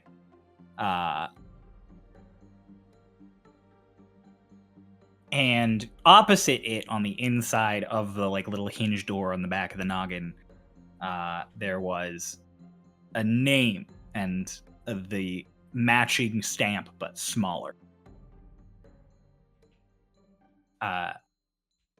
Every single girl had a paired up stamp. They don't all have the same stamp, but every single one internally has the same on the plate and on the door for the back of their head. So you get the idea that it's like that is the craftsman who worked on them. Like that's the specific artificer who put those pieces together and put it together. But you do note that there is one single exception to this, and it's Etalon. Etalon has a name and a stamp on the door for the back of her head, and then the stamp on her like brain plate is completely different. So you said this took like 20 minutes for William to do all that shit. I'm gonna write down. I want to write down all of the names. Okay. Across all the girls who are here, there are only 5 names. Oh, okay. So a lot of them repeat. Like, it's not like every single one of them has like a unique, like crafter here. But there is definitely like, it's like if everything was made in the same machine shop, it's probably gonna be made by like 24 people.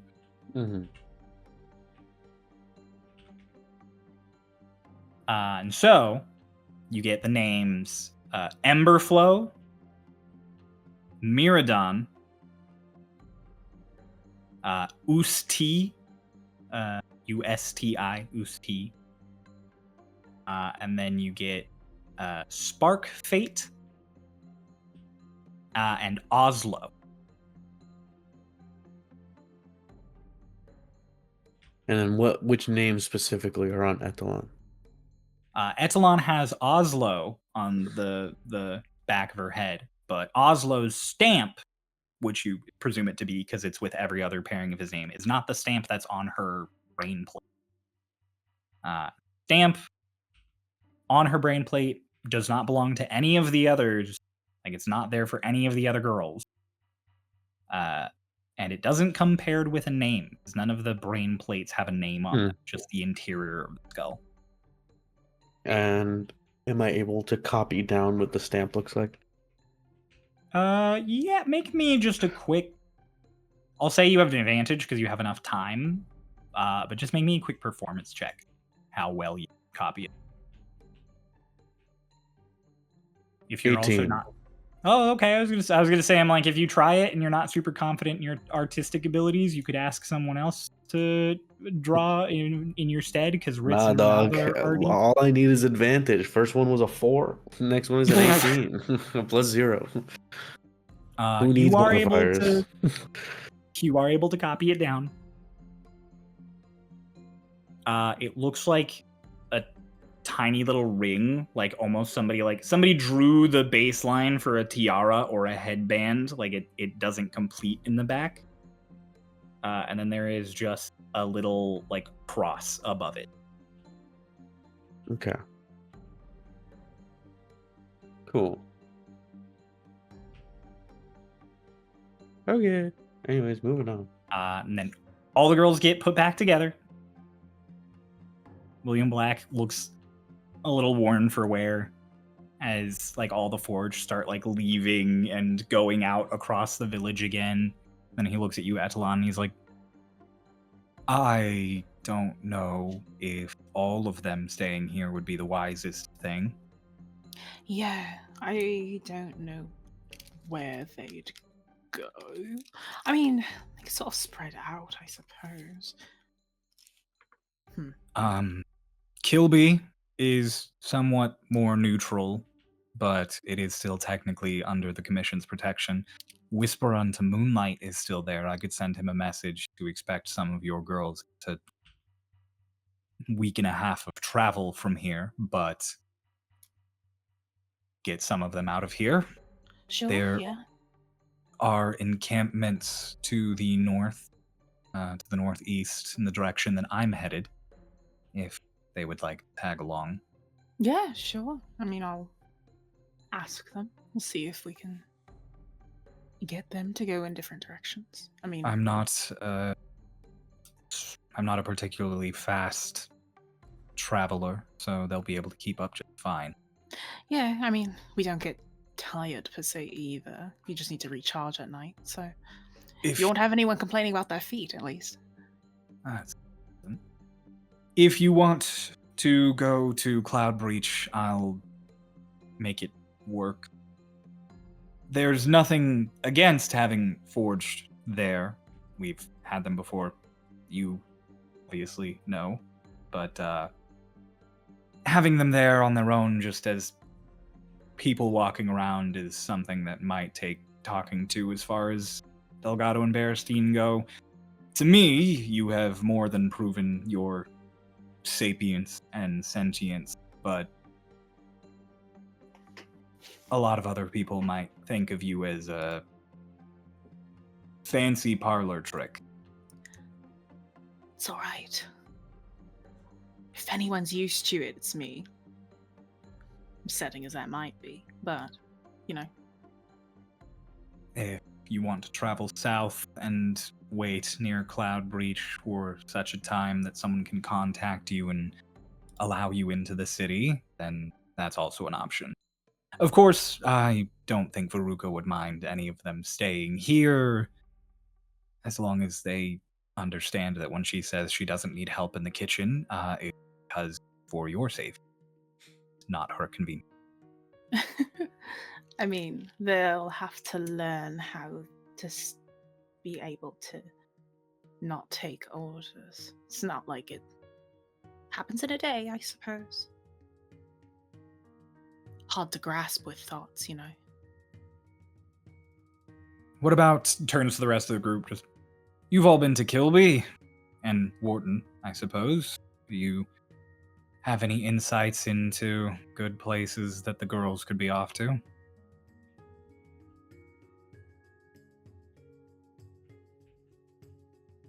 Kilby's a good place. Kilby's nice. There's a bee farm that could always use some extra help and or visitors. Oh, bee farm. That sounds lovely. Yeah, y'all can't get stung. I mean, you can, but you won't feel bad as when you get stung. It's true, you won't feel it. Do you just not feel any kind of pain? No, it's sort of, oh god, this is hard to explain.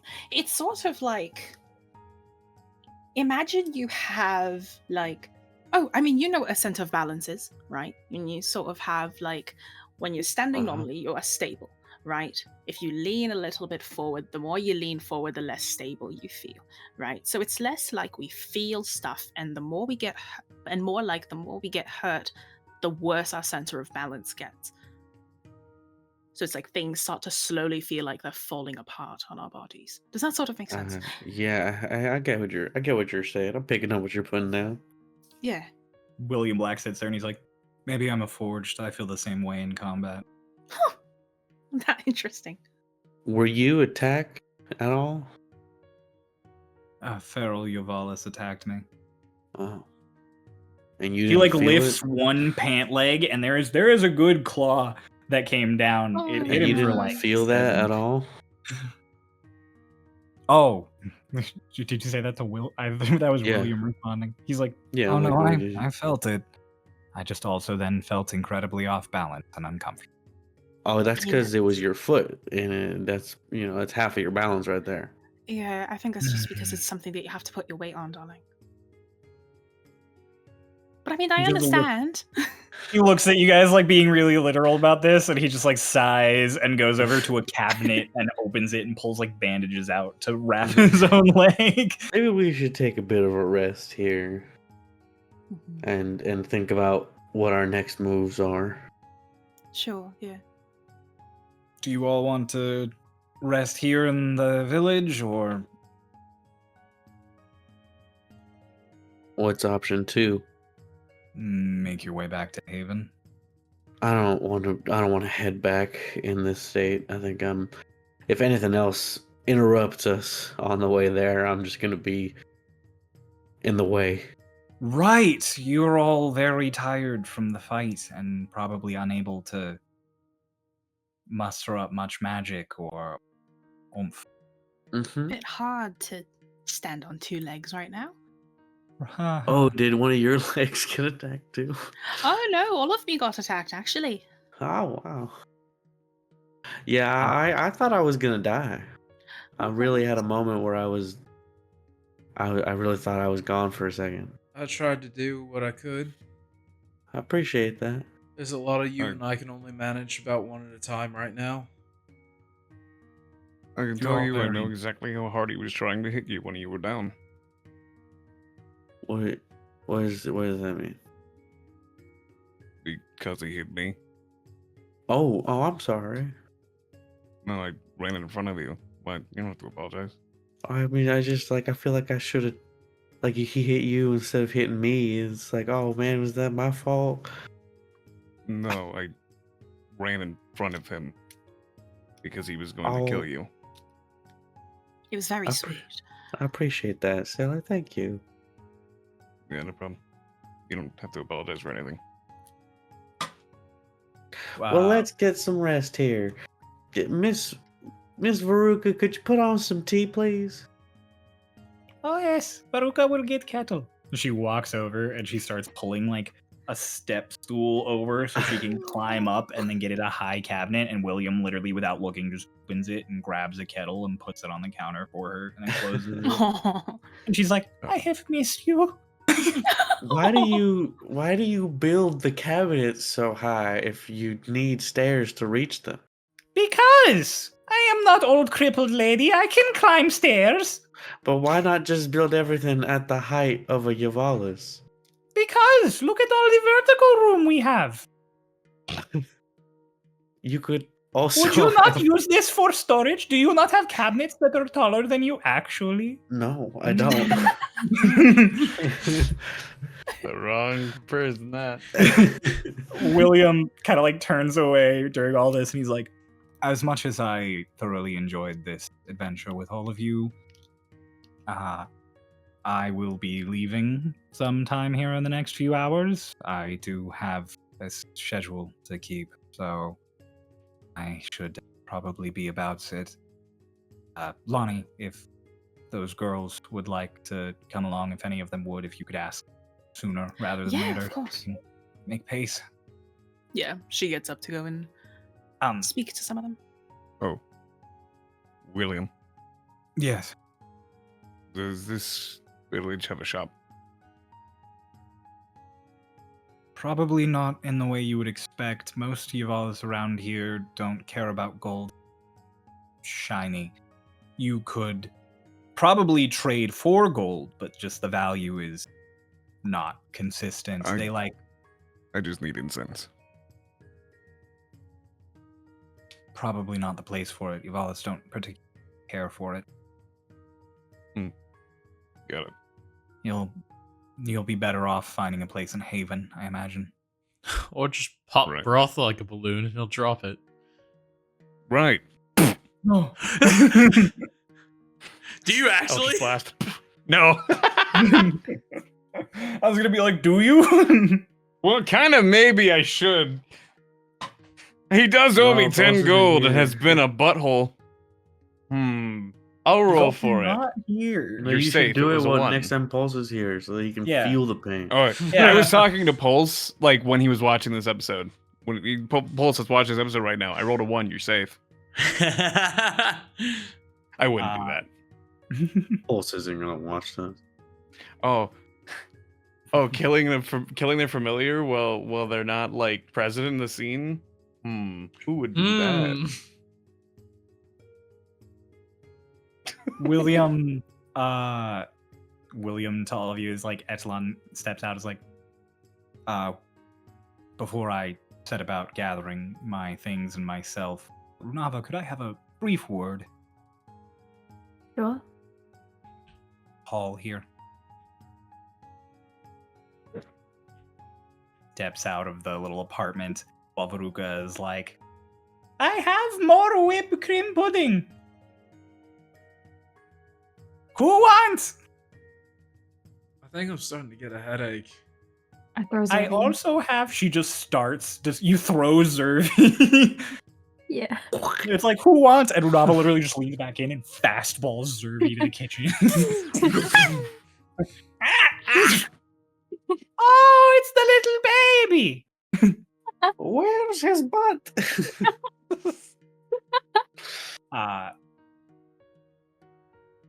Veruca does offer you all a very nice meal. I don't want that Vane and pudding. Selic, you look at it and you're like, wow. Can we have the tea? She does bring you out tea. Can we have it? Sure. No. As you go to pick it up, it won't get off the table. This tea was not programmed to be accessible in this scene. Vane, It's a capital T. Vane It's too does heavy. not feel good with eating, so he's just gonna sip the tea and hope to God he doesn't throw up. You will not throw up from drinking. Let's go. Oh, from drinking. Unless Give me it that was- bottle. I was gonna say, unless it was something crazy like alcohol or like you chugged an entire thing of iced tea. But Let me drink sipping the thing that tea makes me will throw not up. trigger you. Nice tea. Out in the hallway, Renava, William is like, I wanted to say, firstly, that I'm glad we were able to find a headpiece. As am I. I wanted to ask, secondly, do you recognize any of that thing we saw? The division or whatever? Mm-hmm. No, I did not recognize it. Perfect. Fantastic. Third question. Did you recognize it? No, I didn't, but the more I think about it, something felt off. Can't pin it. It's like there was something missing, something extra. Something wrong that shouldn't have been. Which is crazy to me because I had no idea what any of that was. Perhaps whenever you go back, maybe look into the name Osmandius? It scratches an itch in my brain. I've read it somewhere. I know I have. It must be on relics or somewhere in time. I'll dig. Right. Haha, I'll dig. It's all that I do.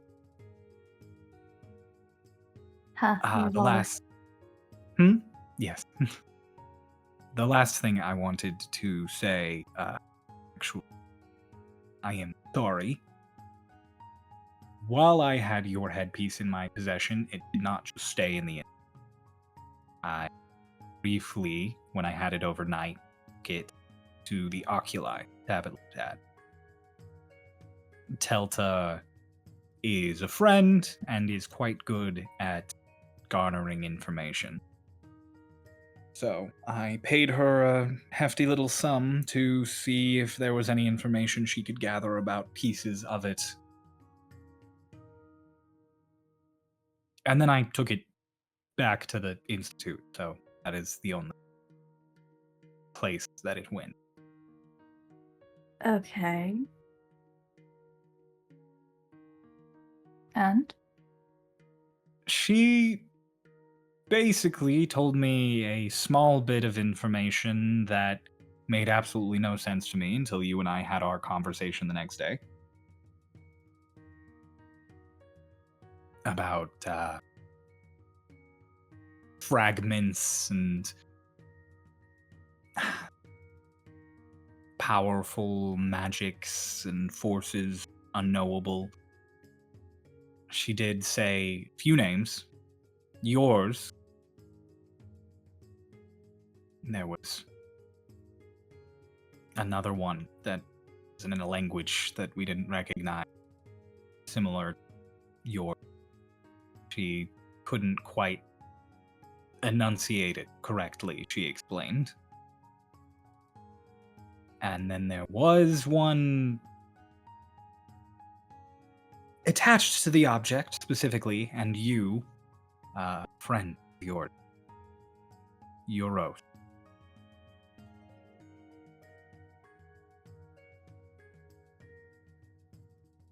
Okay. Apparently, he has some kind of tie to the headpiece. I presumed he was the one who gifted it to you. That would be incorrect. But Well, continue. that immediately removes my only presumption about what this possibly could. However, when Telta started looking into that, or foundational bit, there was something that made her stop, something that gave her pause. It's not something I see frequently happen when she does readings. She muttered something about it being in the dark. And that, we must not know. And then she happily told me that was all she could get and kicked me out of the oculi. Well, kicked is a bit dramatic word. Pleasantly absconded me from the oculi.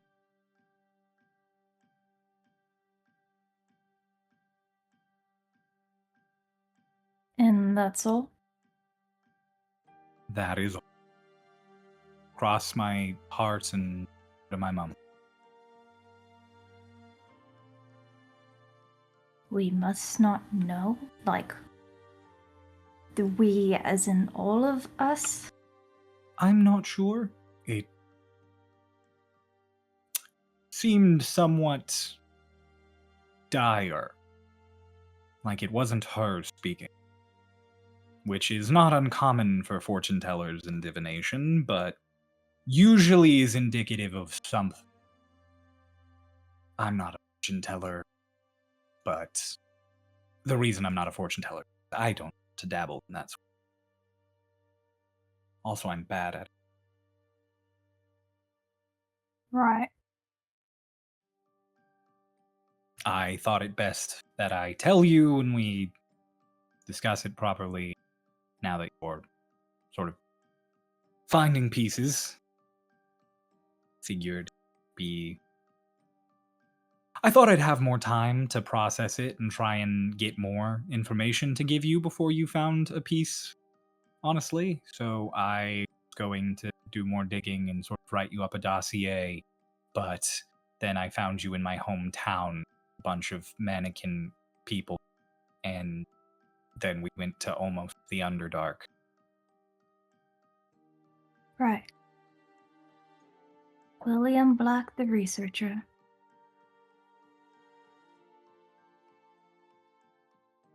Understand that you concerned prior about me doing you as a project. Your mic's cutting in and out. Why does this man talk so low? Why did I make him do that? I understand that you expressed to me prior that you are concerned that I only view you as a research project,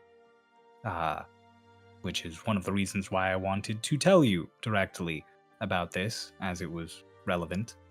I also hope you can accept my apology, and that you're forgiving enough to believe me when I say that this was both for the fact that I know you want answers as well as my own academic interests.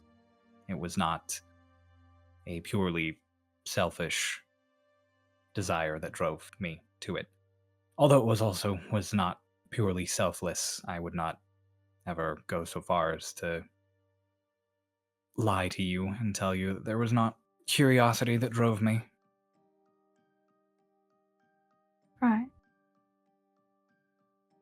Well,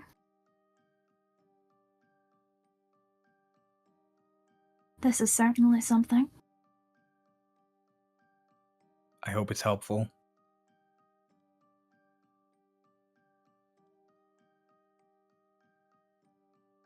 Much to think on. If you need any more help, I would be happy to. And I will refrain from going out of my way to do unwarranted research unless something crops across my desk that's relevant. Right. I would appreciate it if things would go by me first when it's concerning these things. Understandable.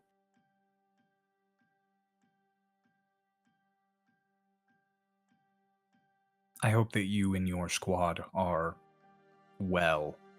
I sense some tension. Things are fine. No one know- responds that quickly that things are fine when things are actually fine. I just need answers to answer their questions. So I should do more research then. It's a joke. I'm not that socially inept. Right. All right. I have to go make sure all of my gear is ready for the trip and also confirm if any of the forged are coming with me. So I'll be heading off. If you all need anything in the meantime, let me know. And I'm sorry again. You know sending. If you find anything, tell me immediately. That I can do. Great. Then you are forgiven. Excellent. All I need to do to be forgiven is be a repository of vast amounts of knowledge. Luckily, that is the one thing I know for sure I am good at. Certainly capitalizing on the things that you're good at. Someone has to. He turns and gives you a little, farewell, and then heads out to... Before you leave, Mhm. I was thinking on it. Perhaps ask your friend, your Yavola's friend, with the Melfi personality about why he didn't say it. Osmandius? He didn't say Osmandius, did he? Something to think about. Yes, it is. Immediately is, distant. He's calculating in his brain immediately. And, even as he responds to you, he has left the conversation as he is now clocking all of that. All of you, get yourselves set up. You may all have a long rest. Well, long rest. I assume you're going to have a long rest. Do you want to have a short rest instead? Oh wait, wait? I was gonna do a thing when Runava came back. Okay, Runava comes back.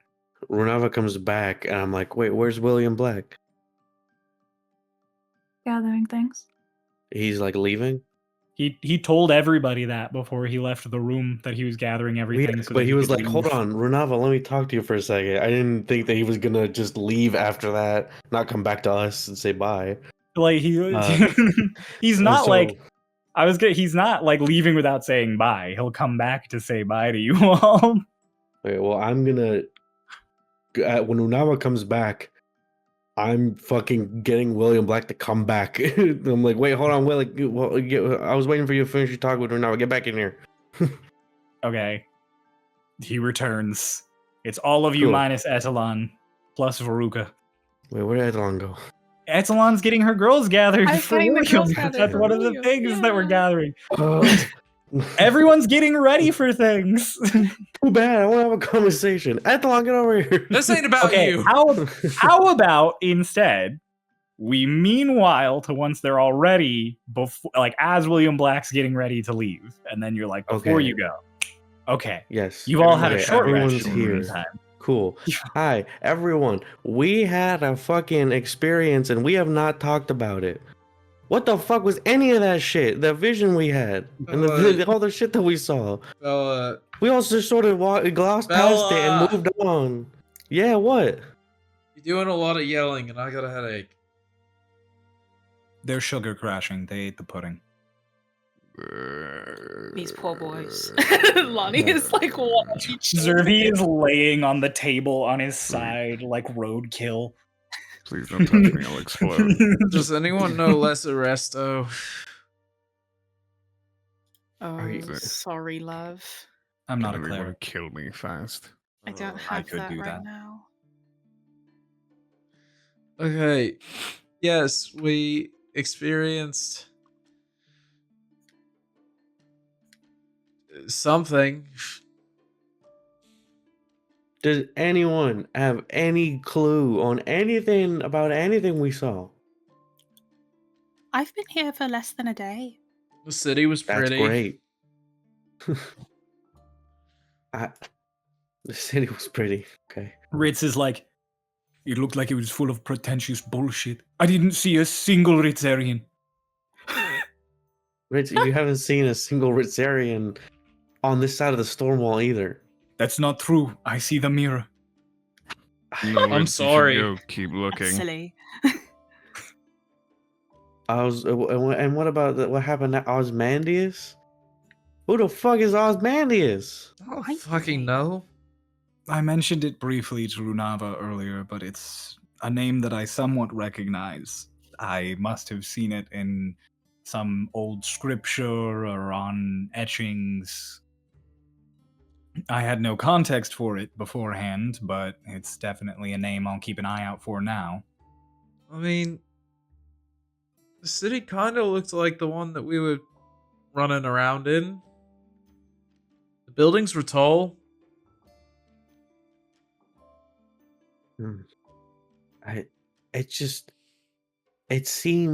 It feels like we were given one piece of a puzzle of which we don't know what the rest of the puzzle even looks like. And I think, like, I don't know, this feels like really big, y'all. There are a lot of really big things in the world, Bella. And honestly, we can write it down and keep track of it all, but end all be all, if we don't have the rest of the puzzle, then we're just beating our heads against the wall. Well, I'm not trying to say, like, oh, we need to have all the answers now. I just think, like, we should at least talk about it. All due respect, You know? Bella, I think it's a fair assumption. I mean, when faced with an issue, you want to deep dive into it. Right. If, Okay. if it's a puzzle that we don't know, and we're put into this, we don't know what it looks like, I'm sure it'll become apparent later on. Right now, we can't really do anything about it. Do you have any idea what we could do to possibly prepare us or uncover something? Like, do y'all not think it's cool or interesting? Like, That's come what on. you- She like, slams her hands on the table. Like, you guys are acting like this is something that happens every day. It's not You We wanted went to to talk an about- underground city and saw a wanted- vision of a city that we've never seen before with people and civilization and stuff. And you guys are sitting here like you're about to fall asleep. So like has one of his fingers, and he's like, "Oh, but you wanted to just talk about how cool it was? I thought you were presenting it like it was a problem that we need to fix right now." I just Sure, wanted us it's- to talk about It's it. cool. It's cool, Bella. It's very cool. I think he's William a god Black's or like- something. Okay, Mm. calm for a moment. I don't think Osmandius is a god. I think we would know if Osmandius was a god. We have a pretty good record of gods. Not a Generally speaking, I think we would know if there was an extra god or two.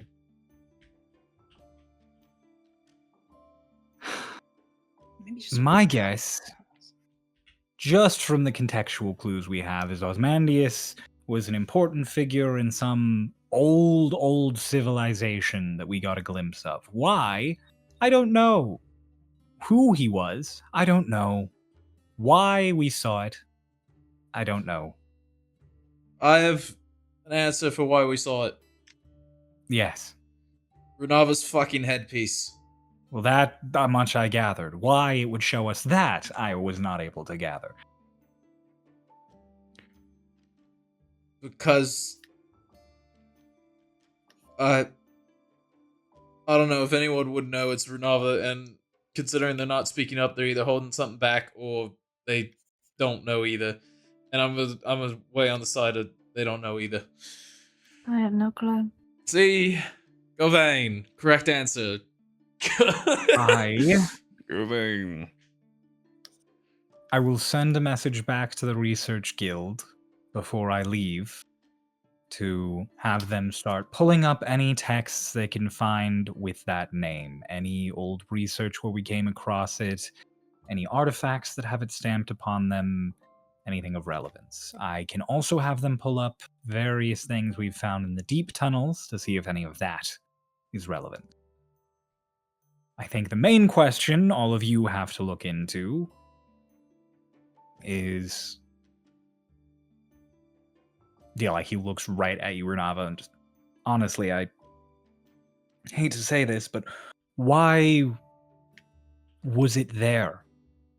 Your headpiece. Why, after all this time you were looking for it, was it sitting in the deep tunnels, placed, waiting for you?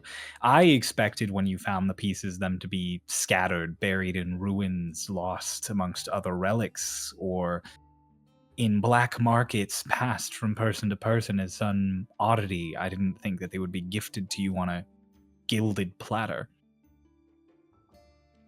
It's also a question I'd like to find out as well. That's something all of you can look into while I look into Osmandius. You can also look into why those bandits were there. Yes, Vane. New question. Who fucking gave it to you? The headpiece? This one. My It was gifted to you. Do you know who did it? well, the headpiece was given to me as a gift for my siblings. This was put in the basin, I assume by one of my friends. Why he had it, no idea.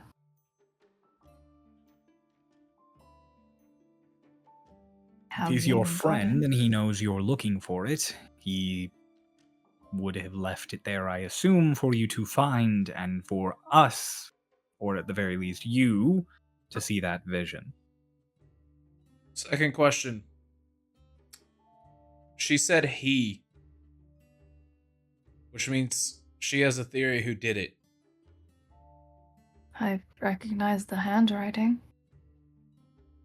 A name might help us. What if we bump into him in a street? His name's Eurus. Got it. I ain't gonna dig any deeper. You're already resisting it, fair enough. So, I guess other than a physical description, just in case we spot him. He's an elf. He's quite easy to spot. He has orange hair and a singular horn, golden. An elf with a horn. Yes, What kind of horn? like a dragon's horn. He's a sorcerer. Ah! Mm. Bloodline. Yes. Well, I can also put out feelers for if anyone has seen a draconic bloodline sorcerer elf matching that description. Right. The main thing I want all of you to do, on behalf not only of me as somebody who was involved in all of this, but also me as in the head of the research guild, just finish your job in Haven without getting into too much trouble. Please, please don't cause a political incident with Eckert. It'll be terrible for you and for the city. So go back and kiss ass. You don't have to kiss his ass, just don't stab him. I can do that. I just wanted to say, I'm sorry I raised my voice at y'all. I'm just really frustrated. I think it just feels like we keep learning little things that don't connect to anything or mean things. I just feel like it's like I'm swimming towards an island, but I don't see any islands around. So I'm just hoping that I'll figure something out or that someone knows something, but no one knows anything. Will puts a hand on your shoulder really nicely and he's like, the point of survival is to keep swimming. Right. But yeah, regardless, I shouldn't have raised my voice at y'all. Y'all are having That's a fine. sugar crash right now. Mm-hmm. We also got stabbed a lot. Yeah. It's I took a couple of your stabs. Those fucking hurt. yeah. We're all hurt and stabbed and hurt and tired. I'm sorry I can't find it very cool right now. It's fine. You're off. I just want to work And back. just reminder, not reminder, just remind me tomorrow. I wanna, when we're all awake and alert. I wanna talk to y'all about something. Please keep an ear out on that sending stone you found also. Anything that they give you is probably pertinent. I don't know who would be communicating with those folks down there, but it didn't seem like they were acting alone. Mhm. I'll teleport back our prisoner so that he can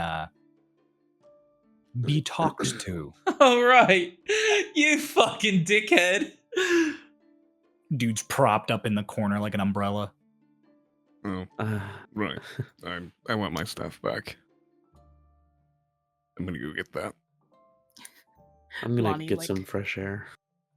Lonnie waves to the guy in the corner. I'm sorry, I'd still hold you, but He's He's probably not chilling. actually in the corner because you guys wanted Oh. a private conversation. So I'm Oh, guessing okay. you didn't actually leave him propped in the corner like an umbrella. Fair That was a enough, joke. yeah.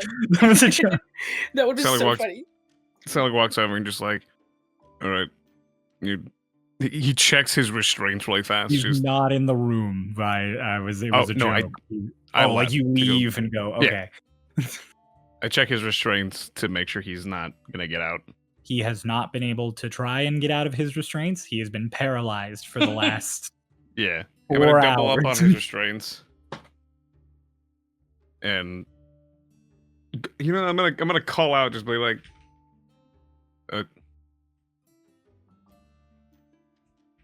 Ella to their Lonnie, Mm-hmm. did you come pick him up? I Oh, cannot yeah. carry him. She gets up, pats Vane lightly on the head, and goes to get the Oh. prisoner. Oh, sorry. I go and I take his thumb off of it.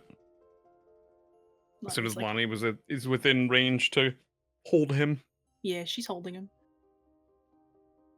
and it is off of his thumb. I have my thing back. He is unparalyzed. Do you let him out and he's like, "Zzz. I want to eat. I'm very hungry. He's got a gag in That- his mouth. I want to eat. I'm very hungry." That really, really sucks. You all fucking suck. Hello. Scathing. Oh. Ooh.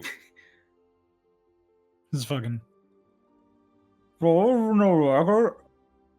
And I gotta have research go. Can't understand you, darling. Well, that's because you put shit in my mouth. That's true. Pat pat. Oh, Uh, Veruca, hello. these eggs. Yes, why? May I please have an egg, Veruca? Do you. Okay, like a cooked egg? I can cook you an egg. No, thank you. You just want a raw egg? Yes, please. It won't become a chicken. I've tried. Don't worry, I wasn't going to try, He comes over and just hands but you I an appreciate egg. it. May I Literally offer the you an Danny. egg? I was gonna say it's literally the Danny DeVito like holding up an egg pose because that's how they have to hold it with their claws. Just may I offer you an egg in this trying time? He just, thank you for the egg. He walks back in the room with Lonnie. You just hold his head back. He needs to eat or he'll die. Okay. She like has her elbows on his shoulders and then her hands on either. He takes off his gag. head. Do not put a raw egg in my mouth.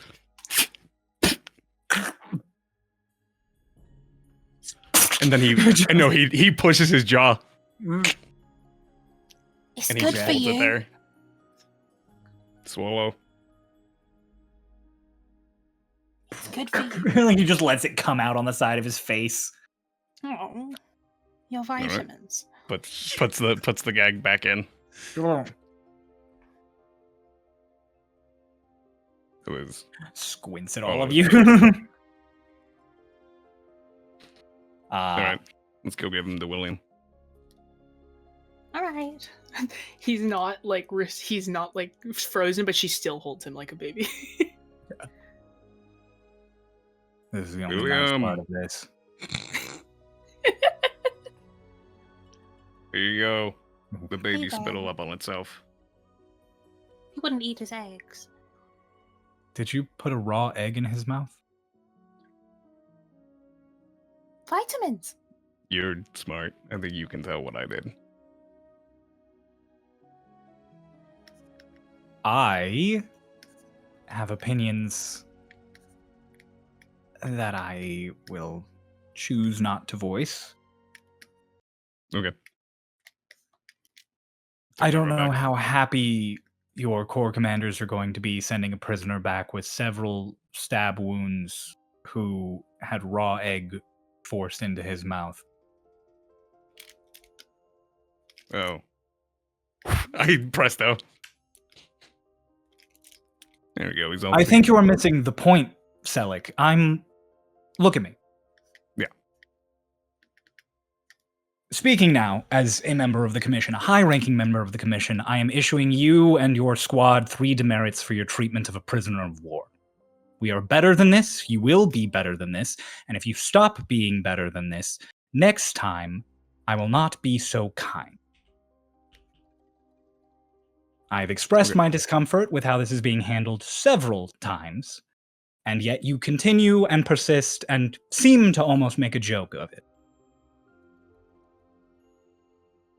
It's not funny. I don't think it's funny. Then take it seriously.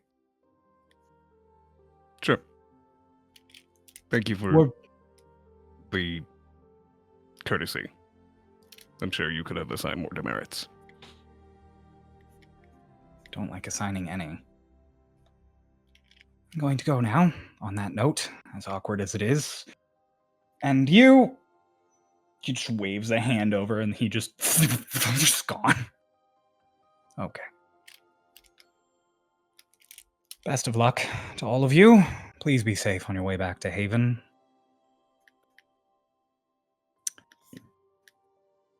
Lonnie, you talked to the girls, yes? I did.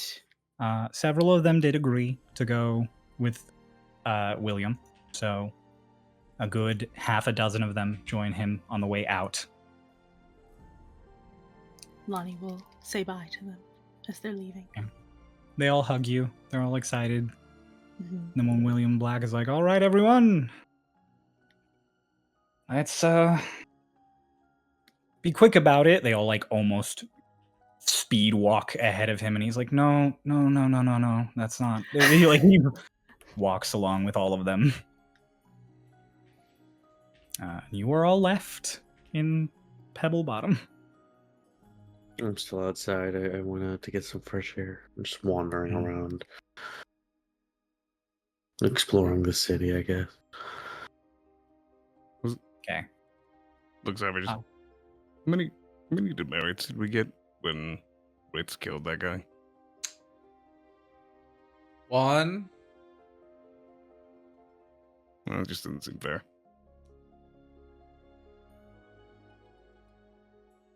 Sally, I backtracked for a reason. Backtracked. I did shit to that guy to get information. It failed, and Will wasn't real happy about it. So I realized that maybe I should stop. We weren't What are you gonna talking get about? any demerits, and then you fed him a raw egg. As a fucked up cherry on top. Honestly, it's not good that we got demerits. But I think I picked the better of the two. I was gonna feed him a cigarette. Oh, That one so doesn't even have fucked. vitamins. Ritz is like, I thought I fucking liked that guy. Vane just both hands on his face, just like, oh, we're so fucked. What? That's gonna have our asses. Don't worry about it. Bella. Lance has go. gotten more demerits. Lance has gotten more demerit. We still don't know what a demerit is. Explain what a demerit is. Okay. Huh? third Lance has explain. gotten more demerits over years of being a Stormridden. We've been Stormridden for like a month. We got 4. You guys, Bella, outside. You wander around. There's not much in this town. It is homes. It is places where they make and like gather food then to distribute. All of the trade here is done via bartering. Like William said, they don't really like gold. Like they like gold, but the only Yavalis who like gold are like, it is a fun shiny disc. I can keep it. They don't care about like the monetary value of it. So there are some Yavalis who like, if you tried to buy something from them with gold, they'd be like, I don't fucking need that. Get the fuck out of here. Like, give me a cool rock. Bring me lumber. I don't care about your gold. They do not engage in fiat currency. And so you get a nice little walk around, good breath of fresh air. Yes, Etalon, before we long rest, is there anything you'd like to do?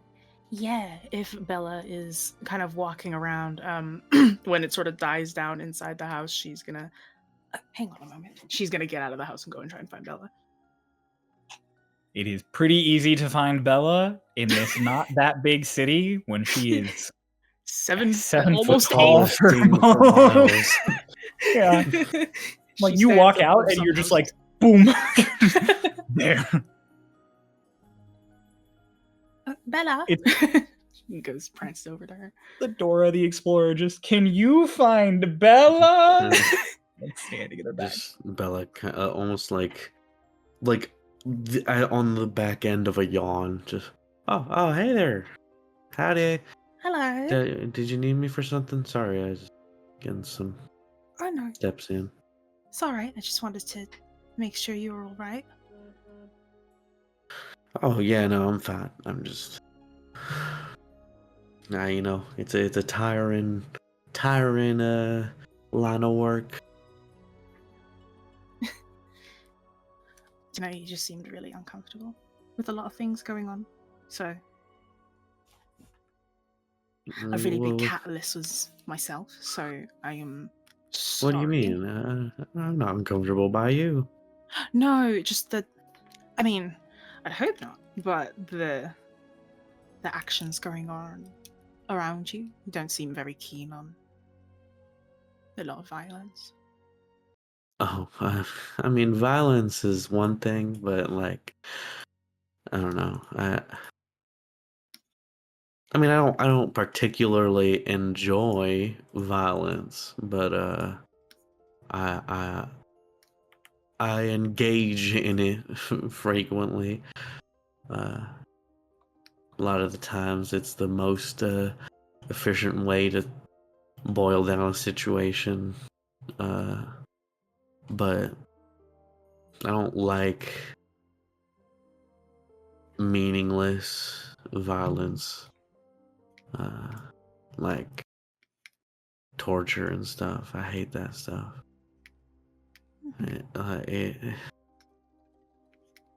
Like with the guy and the hotel, like I get it. Like in those kinds of cases, I can understand why, but like I don't know. To me, the torture or stuff like that is very. It's just like I don't really see a point to it a lot of the time. Like in this world where we can have authorities literally like go into people's minds and like pick them apart, like get mages to do that, like the only reason you hurt someone is because you feel they deserve it for some reason. Which I mean, I've fallen into as well. I've beaten information out of people.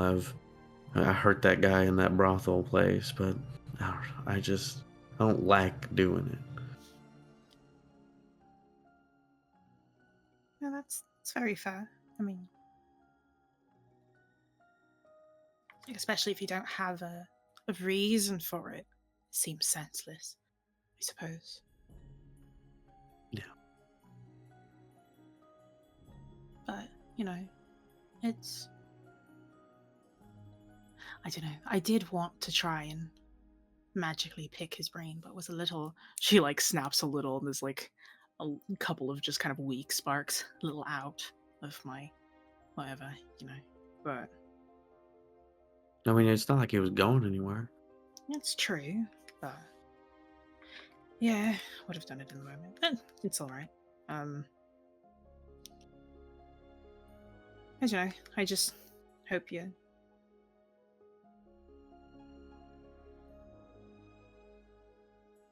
Just want to make sure you're doing alright. It's hard to watch. I get it. Like, even if you're not doing it, it's there. I want to get better. That kind of sympathy, I suppose. But Yeah. yeah, no, it's it's strange, I think, because especially when people would come to the brothel, they don't always come with like, it's interesting.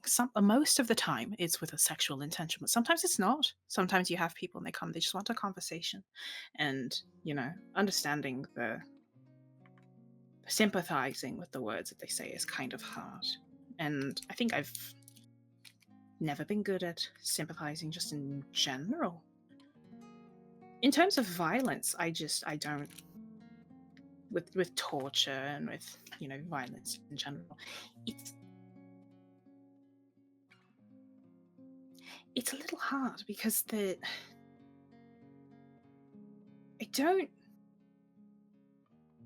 ever walked into a butcher shop and you walk in and there's meat strung up on hooks, and maybe the butcher is cutting up a cut of meat at the front, and it's a little natural to be like, oh, that's gross. meat, but you're not shaking in your boots. You're like, it's a cow. Or if you have dinner one night and you eat chicken that night, it's like, you're not like, oh my god, I'm eating a chicken. It's, oh, it's chicken. You recognize that it's dead, but you're not horrified. Sure. It's kind of how I see people. It's not like I don't feel anything for any of you, but you are not me. I'm not you. So seeing somebody cut up, seeing somebody kind of broken, I'm not used to. I don't know what pain feels like. I don't know what that is. When You it's, say we are not you, you are not me. In what sense do you mean that? I'm literally, I am not flesh and blood like you are. I am not the, I can, pulls off her arm. I can pull myself apart. It doesn't feel anything, reattach it, take them apart, put myself in. It's like I am a physical puzzle, really. I can change And out what my body parts are. you But think that just because you can do that, that you're not a person? no, it's hard to empathize because I've never had to deal with it. It's that in terms of just violence, I don't see us as the same. And maybe it's because I'm used to taking myself apart. And I don't know. I'd like to understand one day with the full extent of maybe seeing somebody hurt and getting a real proper reaction from that. Well, Because realistically, I don't. I mean, I understand what you're coming from. I don't think it has anything to do with the differences between us and how we're sort of constructed, I guess to say. But because, I mean, if I saw something happen to you, even though I wouldn't see you bleed, or I know that you can just get a new part or whatnot, I mean, I'd still feel bad. I think it's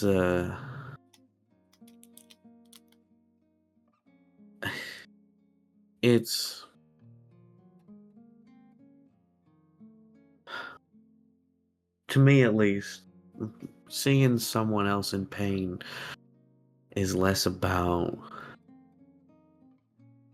the physical feeling and imagining myself, like how I would feel if I had that done to me or something like that.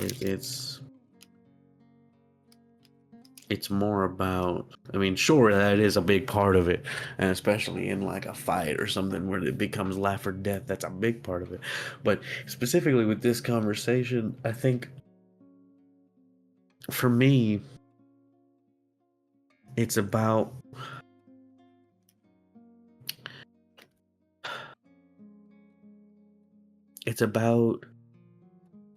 the emotional message that something like that could send. Like, someone comes at you and hits you with a sword, right? Or hits me with a sword. It'll affect us in different ways on a physical level, sure.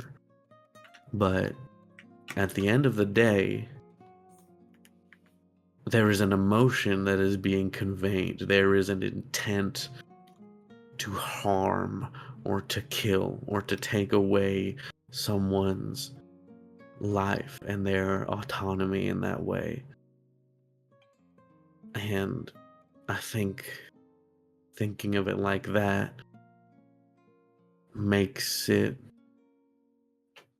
easier to put yourself in someone else's shoes in a way. It's less about feeling the pain and more about the conversation that's happening with the blades.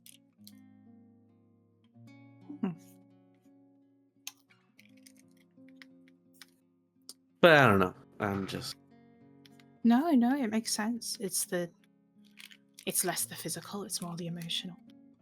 yeah. Would you believe me if I say I don't have much experience with that? Yeah.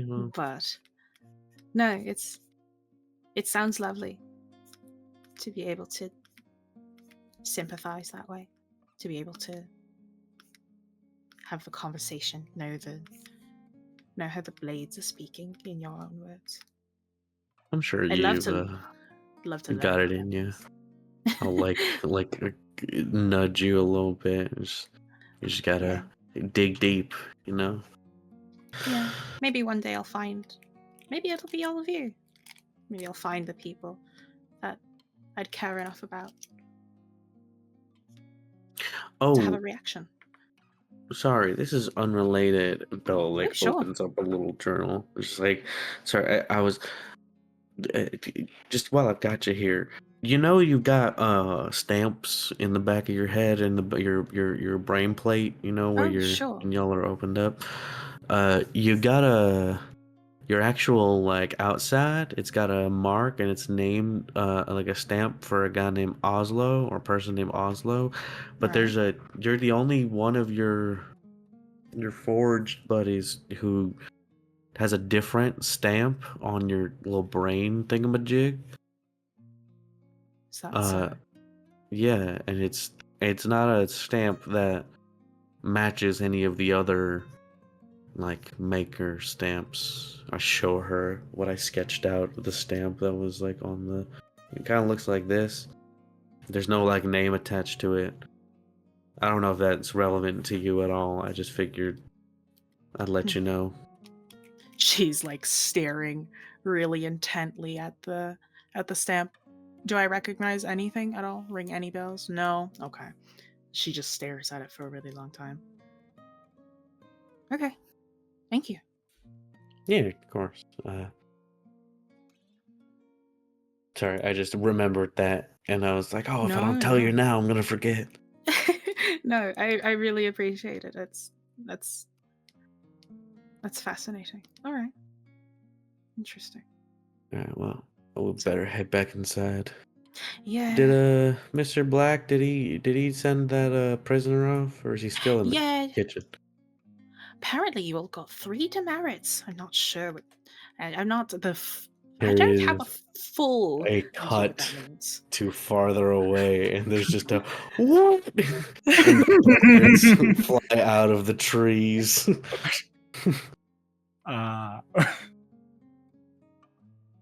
You all get a long rest. Vane,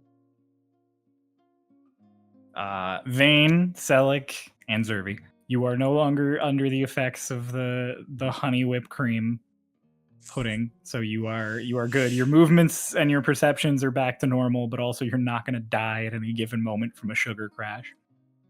And the next morning, as you guys get set up, Veruca has set you all up little to-go breakfasts. So she made you bacon and egg sandwiches that she like wrapped up, and then Ritz is like, "Is this egg?" And she's like, "Yes." Oh, he doesn't eat eggs. Oh.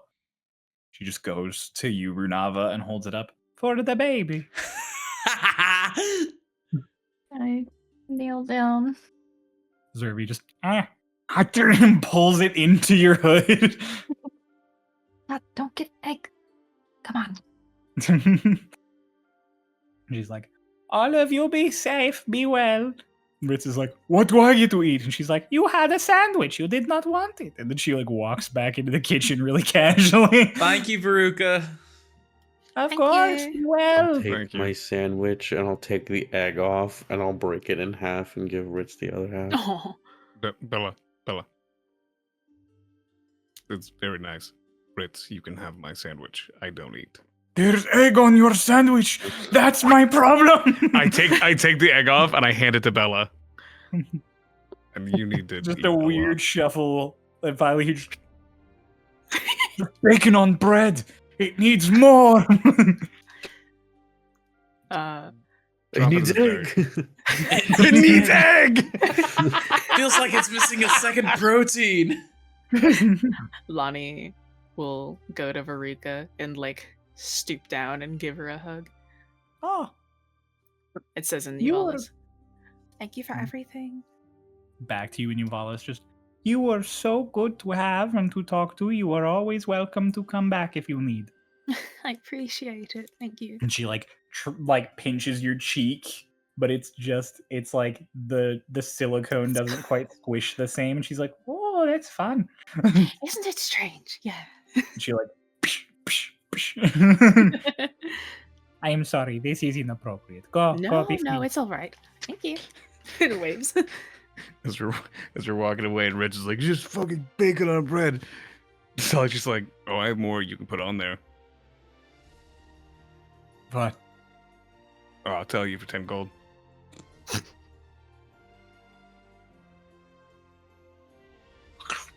Keep eating your bread and bacon sandwich. You guys gonna set off back to Haven? Yeah. Oh, I forgot one very important thing actually. Holy shit, how could I forget this? Who's Bruh. dying? I forgot something well, no, Broth is there. No, it happened in the night. Rava, do you make sure your headpiece gets set up? Oh, yeah. I assume you would have done that overnight. I forgot about that. Yeah. Yeah. So much happened. Slipped my mind. But yes, In the night, look over. Look at yeah. you guys were all given rooms. So you stayed in your separate little rooms that were sort of quarried out for you. Runava, this ring that you got, it looks similar to the original like base of your headpiece before it shattered forever ago now. But it still looks like it's missing bits. Like even the ring itself is not quite whole. So you set it in the way it should be, and it kind of lines up. Kind of feels right. And you're kind of just lean back in a sort of like a, well, fuck. Like I don't know how to properly reattach these. Maybe I have to get Vane to mend it like tomorrow with the wand. And then the headpiece itself makes a minor key version of its ping, but quietly. Like instead of this pulse that runs out that everyone hears this bing, there's just this whoom. And then the ring immediately harmonizes. It's not the exact same note, but it is this other quiet minor hum. And the two of them just kind of sit there and vibrate together for a period of time as your pieces reattune to each other, as your headpiece piece slots back into place. And you do you do anything during this time to try and like process what's happening, or do you just let them buzz on your bed? We're just like pretty much the whole time I'm like, Zerv, are you seeing this shit? Zervi the whole time. Zervi is like stanced up next to you on the bed, like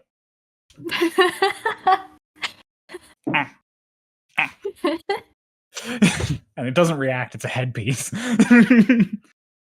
I think at one point I'll like put a finger on it to see if it reacts in any way. You put while a it's humming. finger on it as it's humming, and your finger just kind of vibrates gently at that frequency, and it almost immediately starts feeling numb, the way when you try and hold like imagine you had like a controller in your hands that just wouldn't stop buzzing, and you're just like Mhm. As it finishes, as the hour comes to a close and it completes its sort of segmenting, those three pieces just kind of sink in, and it's almost like they mesh together suddenly. And Runava, you are rendered unconscious. Ah, You literally just flop into unconsciousness. And you have a dream.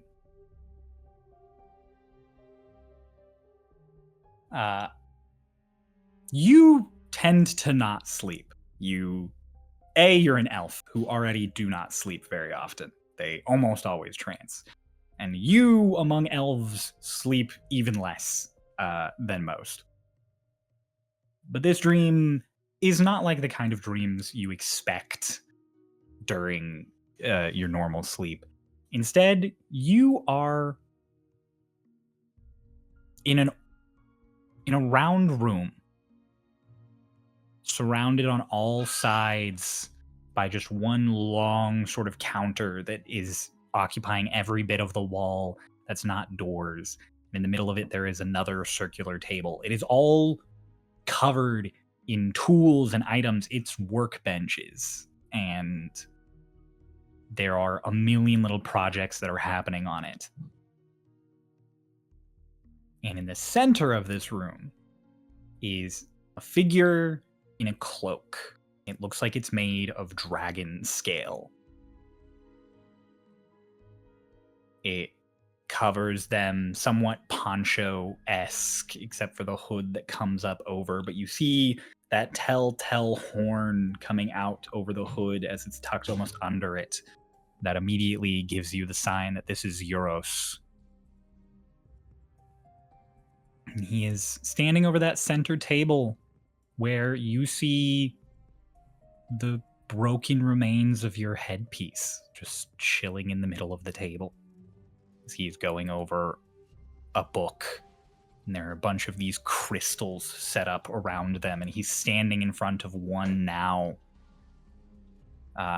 Each of them looks like the size of like a stylus for literally it's like the general size and shape of like a drawing tablet stylus.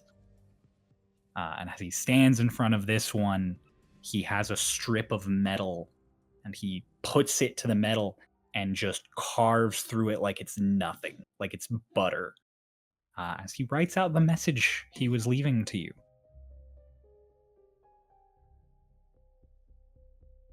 The same message you remember on the top of the basin as he writes it in this long strip of metal. Then he places it down, and he just goes, "You will try to speak to me. I'm sure you will. I hope you would. But you can't. I don't know if you're here, next to me, or if you're over there, or behind me. I don't know how you're seeing this, or when." Then he just keeps writing. "I'm sure you have so many questions. I wish I could answer all of them for you, but if I told you everything now, nothing would be right.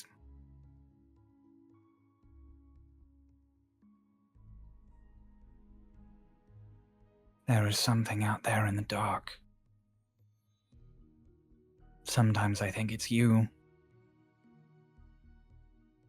And then I look up. The moon. And something tells me it's not you. It's just something wearing your face."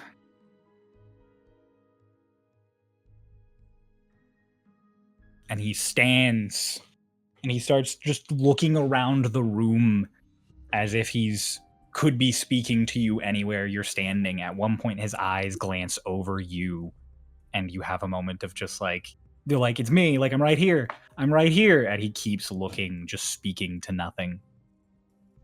And "I'm sending you this message, and I am sending you a piece By the time you have them all, maybe the you that I see will actually be you. Am I able to walk forwards towards him? Mm-hmm. I walk forwards and I just try to put my hands on his shoulders.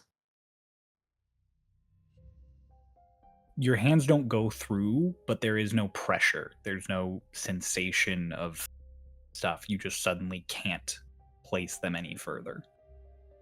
There's no warmth or texture. It's just as if your body stops.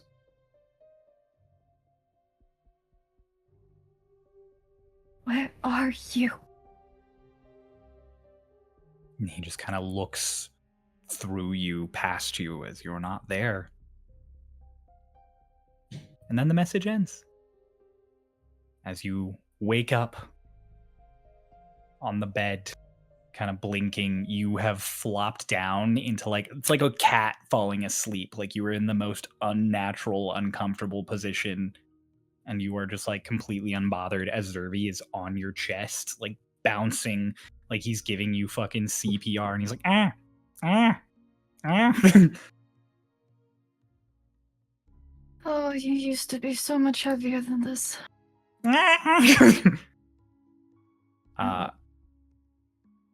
You sit up. And your hairpiece is not there on the bed. You kind of blink. It is in your hair already. I And you put a hand to it. put a hand to it, and it feels strange. There's still a little tingle to it. You sort of get up and look in the mirror, and it is your headpiece and the ring. But the ring has sort of expanded and separated. And each of those feathers are now kind of floating off of it. And they have this gentle golden light coming off of them. And then as you look at it, sort of in shock, it just clicks back down into the normal headpiece as you would expect it. Even the ring seems to vanish. Can alter forms as you please above the table. It can either be its true form or its compact form. And with with the piece of the giant acquired, you may unlock your true strength stat. Let's go. Uh, Yippee! Crow freaking out in the bottom corner. In the Runava's dark. stats are gonna get even more busted. Oh no. Fun fact. I don't know, Ray, do you want to reveal the bit? So I rolled. So we roll our stats for everybody at home watching. Yeah, everybody listening and watching, we roll stats. I rolled crazy good and was like, this seems broken. So I rolled another set of stats. And then we figured out a story way to implement it. So Runava this whole time has been playing with nerfed stats. Because I was there when Ray rolled. And it was really high. I'm looking at the stats. Those are nerfed. Those are Yeah. all crazy. It was so insane. Anyways, back on track. You guys got all set up for the morning. You had your sandwiches and you headed out after Veruca wished you all farewell. Renava, when did you get a six-pack? It's always been there. Suddenly Oh. twice the width of Bella. Dorito. But Just, I woke up and I decided to go to the gun show. woke up on the wrong side of the sack. Doesn't even make fucking sense. Traveling to Haven from here will take you all 5.5 hours. So you guys can get there by noon. There is one big elephant in the room to discuss, though, as you go. That elephant in the room is actually the scrawniest person in the room. It's Etalon. Are you guys going to take Etalon back into Haven?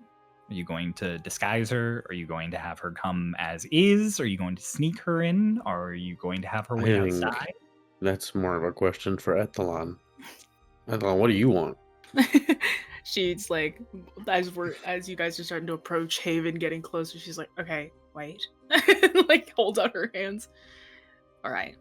So, I don't really want to go back into Haven. I would rather never see this place ever again for the rest of my eternity as a robot. I mean, if you would like me there, I'd prefer to have some kind of disguise, but I could also just wait out here for you. You can find me later. That's also alright.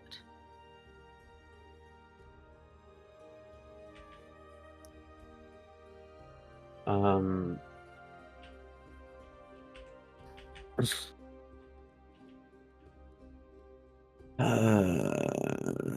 am a warforged. Weather doesn't really bother me, so. Are you comfortable? I am being forged. by Sorry, yourself? that's not the full word. I am a forged. Okay. Are you comfortable being out here by yourself? Yeah, I mean, It's I we could sneak you in, I could turn you invisible, we can make you a disguise, but you said you don't want to see that place anymore. Obviously, we need to be Yeah. here. I mean, I'd rather not. It wouldn't kill me, but you know. What do you want to do? I would rather not be in Haven. Alright. I'm all right with waiting out here. I mean, it's not the worst thing in the world. Just tell me where you're going to exit out of, and I will meet you there whenever. Because I assume you're heading back to Cloud Breach at some point. I'll leave Rook with you here. How long are you? He's going to be stuck with me for a very long time. How long are you going to be in Haven for? Couple days. It's fine. At this rate, probably only one. Well, wait, where's Rook though? I'm going to go get some incense and resummon him. So I mean, I was gonna say, like, I think that just being here by the city is a little dangerous, especially if they're like still looking for you and your friends. True. I don't even know if they're looking for me. But yeah, you're right. I mean, I'd be surprised listen. if they weren't. Listen. I'll be the bad guy, and I'll say it out loud because I've been thinking it the whole time. You could go in the bag of holding. I could go in the bag of holding. You don't need to breathe. Oh, William Black would be so interested in what a bag of holding looks like from the inside. I bet he would. I think Will's kind of mad at us right now, so. Probably. Oh, He's mad at you. yeah, so, y'all got 3 demerits? No. yeah. We got No, 3 stop lying. demerits. Yeah, Our demerits. I got 3 demerits because of something y'all did. Right. I've actually gotten 4 demerits because of stuff that y'all did. Right. And did you stop us? I tried both times. The first you time stop I told Ritz to stop trying to not kill that guy, to hold back. He blew his head off. I tried telling y'all to stop torturing that guy, and y'all told me, Bella, stop trying to be the good cop. To be fair, Actually, I did stop torturing him. Yeah. Eventually. And I realized that Will was getting mad, so I stopped. I think this one was Selek's fault. Oh, it totally was. Not the entirety of it, but it's the straw that broke the camel's back. He's The 3 egg that times broke as the bad camel's as me. No, I'm not. The egg that No, broke you're the just camel's not back, all the Mark. way here. No, I, for one, think it's incredibly pushed through his own emotions. I don't think 3 was fair, but I did feed him an egg. To me, that was a kindness. I'm not sorry. Either way, we're gonna have to be on tip-top behavior when we get home. Why do you feel that 3 was over the top? Because murder was 1. Murder in self-defense was 1. Right. That guy was not provoking you when y'all tortured him. He was tied up, and y'all could have just left him for the authorities. What if You there had was no only 10 minutes. obligation to torture that guy. What if there were reinforcements? There weren't. There could have been. But you didn't know that there would be. And I wouldn't. You're whatever honestly it trying to was. tell me you tortured him because you were worried that there were reinforcements coming? No, I didn't. I just wanted to get information out of him. I pushed him, Bella, because we got ambushed by people who had dynamite ready to blow us up at a moment's notice. And that they seem to be following orders that they're willing to die for. So if you ask Yeah. me, Bella, because you've been raising your voice a whole lot at me, and I don't super appreciate it. Desperate times call for desperate measures, and sometimes you have to make a call that's not ideal. So I'm sorry We you almost don't like died. it, but sometimes that's what's gotta happen. And then when I realized that I wasn't gonna get anything, and then I was pissing off our superiors, I backed off.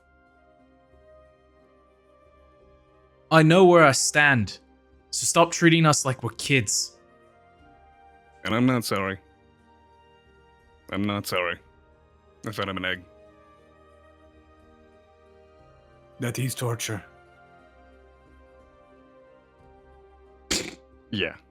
Like, Bane has that, like, again, you see his stature just immediately changes. He starts laughing at Ritz. If you don't want to take the fall for this, I'll tell Lance it was all me. Anybody wants to stand with me on that one, they can. But sure, you didn't do anything. You shouldn't have the demerits.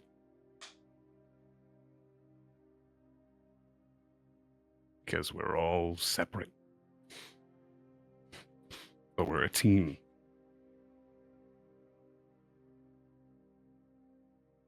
So sorry you have demerits.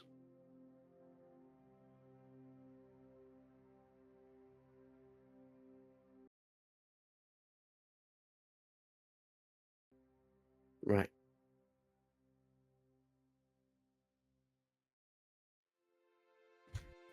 I'm sorry too. No, you're fine. You got roped into this. You're right, you did try to stop us. I can't give blame. I'm not sorry for what I did, but I'm sorry that it looks bad on you.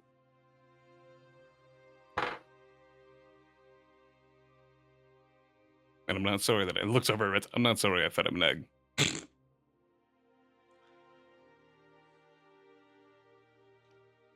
Ritz just squints at you angrily. I was gonna feed him a cigarette. That's so much worse. What the fuck? Yeah, I made the better decision. Yeah.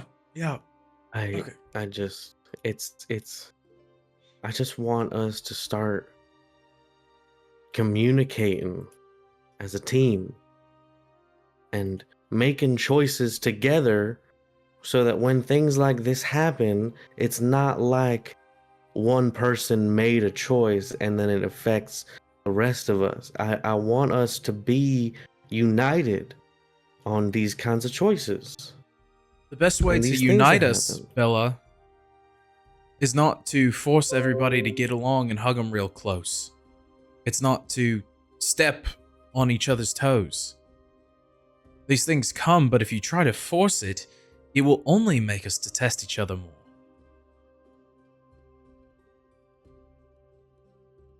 I agree and disagree. There's two sides of that. Communication's fine. Communication is perfectly fine. I've worked in teams, and as long as everybody's square, things will run smoothly. But with this, we are butting heads at every turn. Not to say that they're arguments, not to say that they're clashing, but they in themselves, we have ideals that clash. And either someone is too happy about it, too mad about it, too quiet about it. We all have such different personalities that there's always a miscommunication, or always something that is not brought up. I don't know if that can be fixed, but I'll tell everybody next time that I decide to feed him an egg.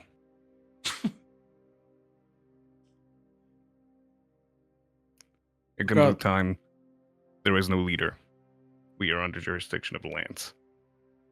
There can be a fall in line. There can be a regimen. There could be proper ways to go about this, but we just gotta learn each other, get used to each other, and understand what each other are going to do in certain situations so we can prepare. I don't regret being teamed up with y'all. All right, I want to make clear it's not about how I look to everyone else. If I cared about being someone who takes the fall for the wrong reasons or because of someone else's actions, I would have asked to be reassigned on day 2. It's fair. We are a team. There is no... I am very willing to take the fall for y'all, or to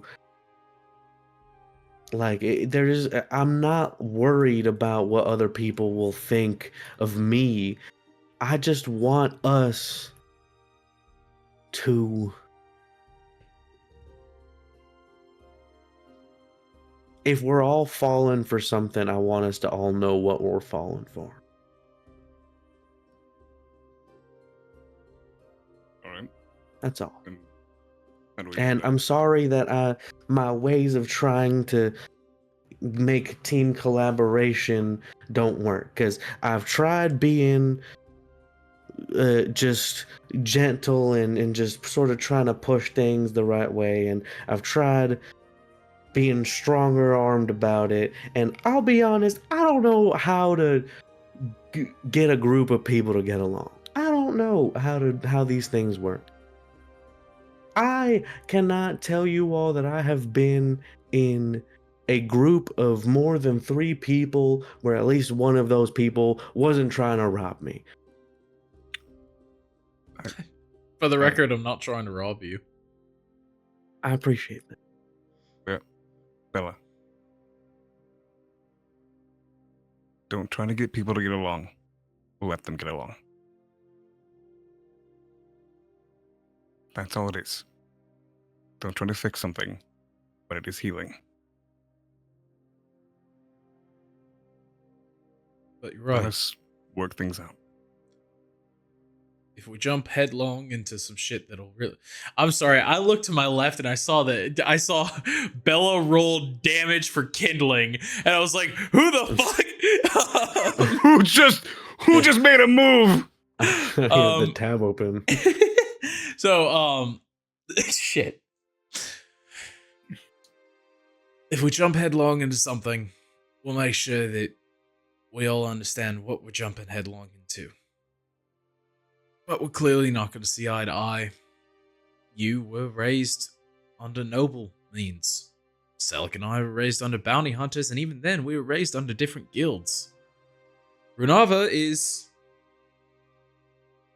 Runava. I really can't pin it as to what raising she had. And Ritz is old. I think World, you should have just killed that guy. I know. I know. We know Ritz. We're all different. We've all had to do things. I overstepped because at the end of the day, if I ran into a situation like that, it meant that that was the only way that I could guarantee that I go to see the next job alive. Maybe you guys never ran into that. Clearly, the EEC doesn't agree with my methodology, and I understand that. So I'll take it into consideration next time. But we'll be alright. It's only been a month. We can't expect to know how everyone ticks. Hell, we just went underground and pulled something out of a glowing bin for Runava, and she's not even fucking wearing it.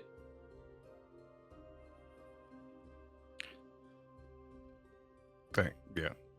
Dane. Yeah. Your heart's in the right place. Always remember that. And if it's hard to believe, I'm going to say this with absolute certainty.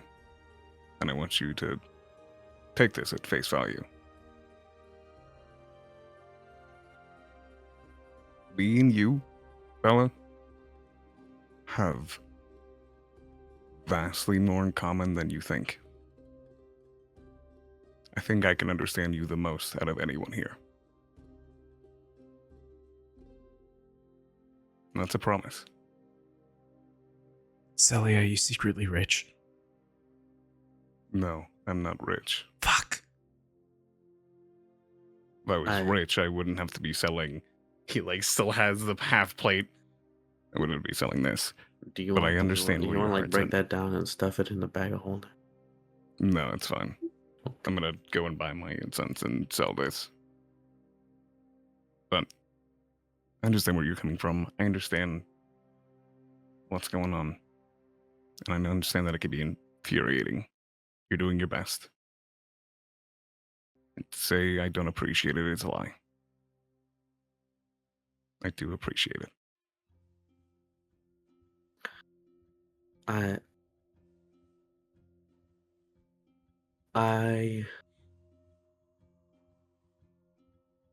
appreciate that. Thank you. And I appreciate all of you. All right, I just want to make that clear. And I think there's something I want to get off my chest for a bit, and I think I sort of feel like we're all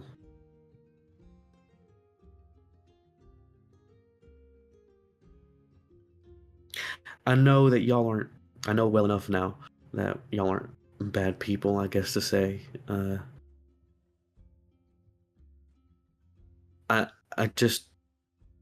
I want to share something with y'all as a show of trust. So, y'all know the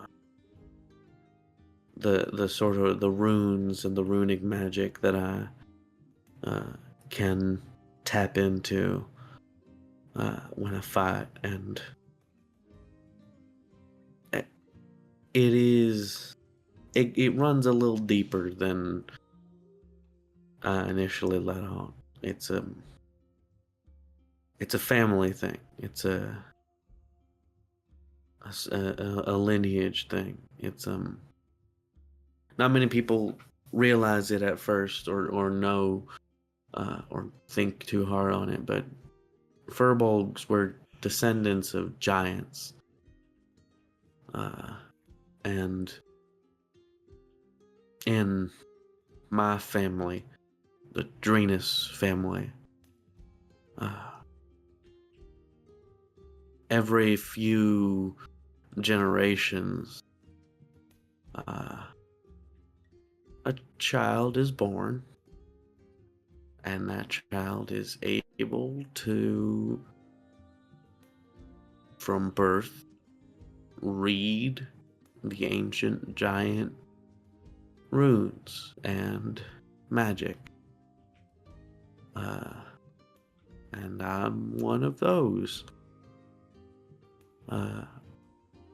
And as a result of that, I have sort of inherited the ability to harness the certain giant runes, and with that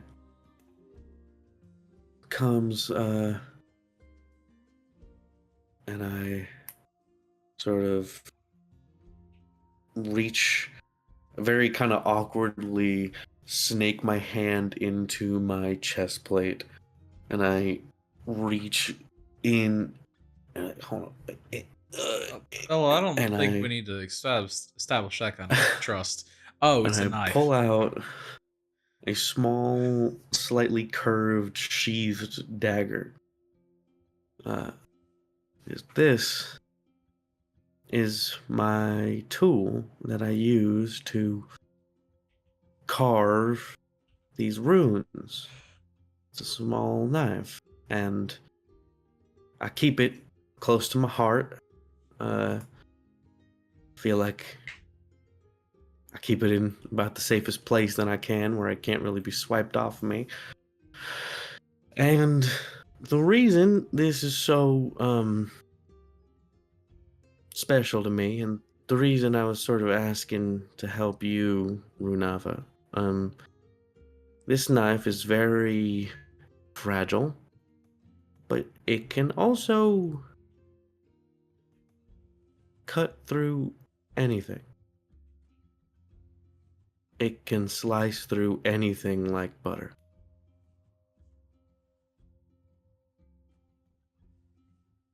Right. And it is a very powerful and dangerous artifact that was passed down to me. And when I carve runes with this, I am able to channel that magic. And I just wanted to share that with y'all, so y'all are aware. And if it ever comes up that a situation where it might be necessary to cut through something that normal blades might not, I am offering my services, I suppose. But it is brittle. It any like if I were to attack with this thing, it might break it. It can like break, and I can like sort of put it together. But if it were to like shatter, I don't know if I could ever get it back. Do you know what it's made out of? I'm not entirely sure. I'll unsheath it to show, and it is like a bright, it's like a bright grayish white metal with these like golden engravings into it, like symbols and decoration. Really? Have you ever tried reinforcing it to see if you could actually use it for combat? Because a knife that can slice through anything. Oh boy. I've tried. It's not really receptive to much smithing. Shit. Besides to put it back together. Trust me, I'm proficient with smith's tools. Could have guessed. Question. Mm-hmm. I talked to William Black about a certain ancient material that is generally made into weapons.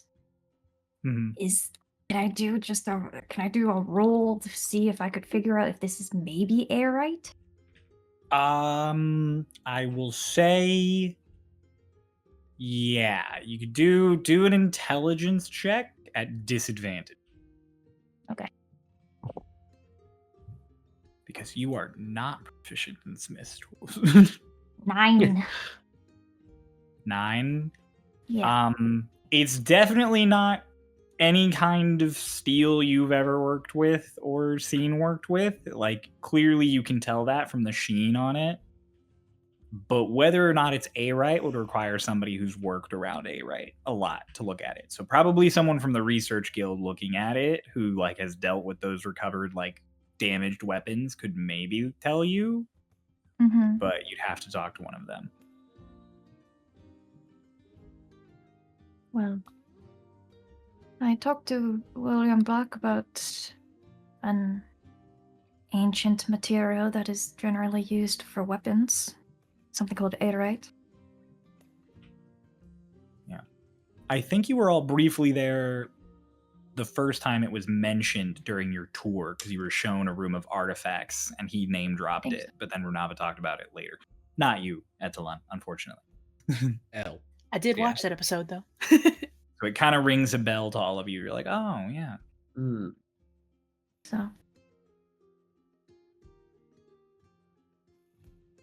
But yeah, I wanted to share, and I hope over awkwardly secure it into my breastplate again. Just hope maybe this bridge of trust can help us all grow closer in ways that I had thought to try and force in the past. It was a step in the right direction. Thank you for showing us. It's a cool fucking knife. It's pretty cool. Before you say your thing. Okay. It's not anything that mesmerizing, but to give back what was given, I'll tell you something. Oh.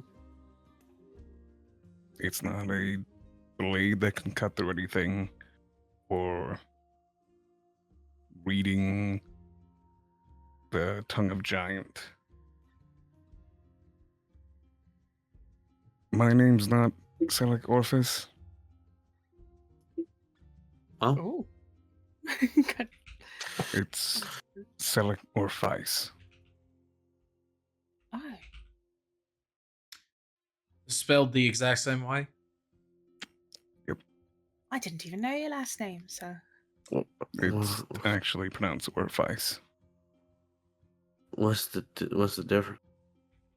Why I get the difference, but like why say it differently? It's just something that I've done since I was a kid.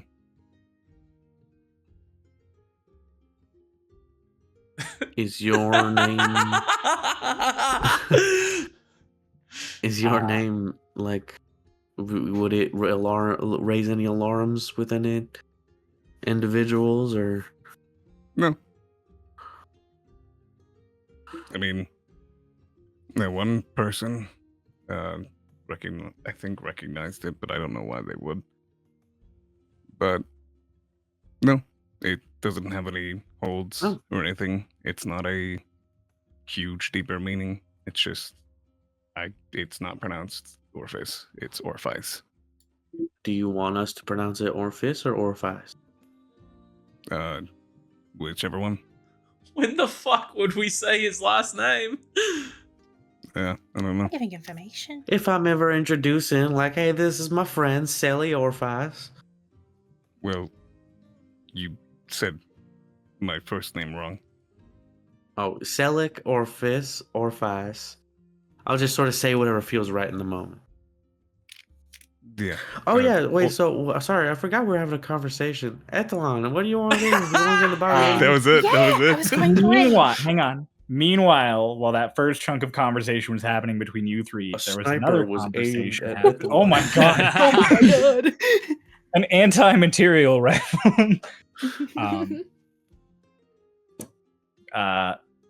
Runava, Etalon made some hand signals to you to get your attention, and then you shot her a message. Do you two want to have your brief telepathic conversation? Yeah. As you guys were having your back and forth about teamwork, this was Yes. happening. It's so funny. They all seem like they care so much, but it's like they're just learning how to care for someone else. It is quite funny. Especially given that I'm sure they've lived quite a life. Exactly. You're all so interesting. I've never seen anyone like this before. Surprising, given that I'm sure you've had many different types of patrons that came to you. You can really categorize the kinds of people that come into a brothel quite easily, really. Over time, they sort of become the same. You've got one person whose mole hangs off of his face by nothing but cheek muscle, and the other one has another thing attached to his back. Is it attached? Is it just a magical cloak? I mean, it's like the... What is it? I still want to examine it. It's attached. It's attached! Oh my goodness! It's like a muscle on the outside of his body. It's interesting. I feel like you are gaining much more enjoyment out of the very tense conversation than Oh yes. I No, am. this is interesting. This is very sweet. It's like watching family members fight in a way where it's like, oh no, please, I want you all to make up. But it's also like, oh my god, this is going to be such good drama to talk about later, you know? Not really, no. Bitch, It's who the alright. fuck are you gonna talk to about it? I don't particularly talk about that kind of thing. No, that's alright. It's not for everyone. But no, I would love to see you all when you're all a bit closer one day. We have 6 months together. Oh Plus really? 5 now. Yes. What happens at the end of 6 months? We either stay here and continue being Stormridden, transfer to a different part of Cloud Breach, or return to the other side of the Stormwall. Really? Interesting. Do you think you're gonna stay? Depends on if I find what I need. Interesting. What do you think about... They said something interesting of... Murder got 1 demerit and death got... Murder got 1 demerit and torture got 3. Well, I suppose it depends on context. I mean, they just said that it depends on... One of them was in defense, so I guess that makes a little more sense. It's like if somebody's coming at you with a knife and you're like, oh my god, so I gotta make sure that I don't get stabbed with a knife, so you stab him with a knife. I mean, it makes sense in that way, I suppose. Right? Torture, I suppose it also... I mean, I was there for that one. I wasn't there for the murder, though. This is all still message, but she's making, like, hand signs still. Like, she's talking out loud. I'll tell you the context of, like, what had happened. Mm-hmm. I mean, you as just know, so. Yeah. Oh, alright. Well, that murder is a lot less gruesome than the torture was. I mean, this one, I put my knee on his neck, and then there was Vane, who was pressing a dagger into his shoulder, and then Selec fed him a raw egg later. I mean, this is sort of stacking on. Yeah. Oh my god, I mentioned 3 things. That must be why we got 3 demerits. It seems about right, you know.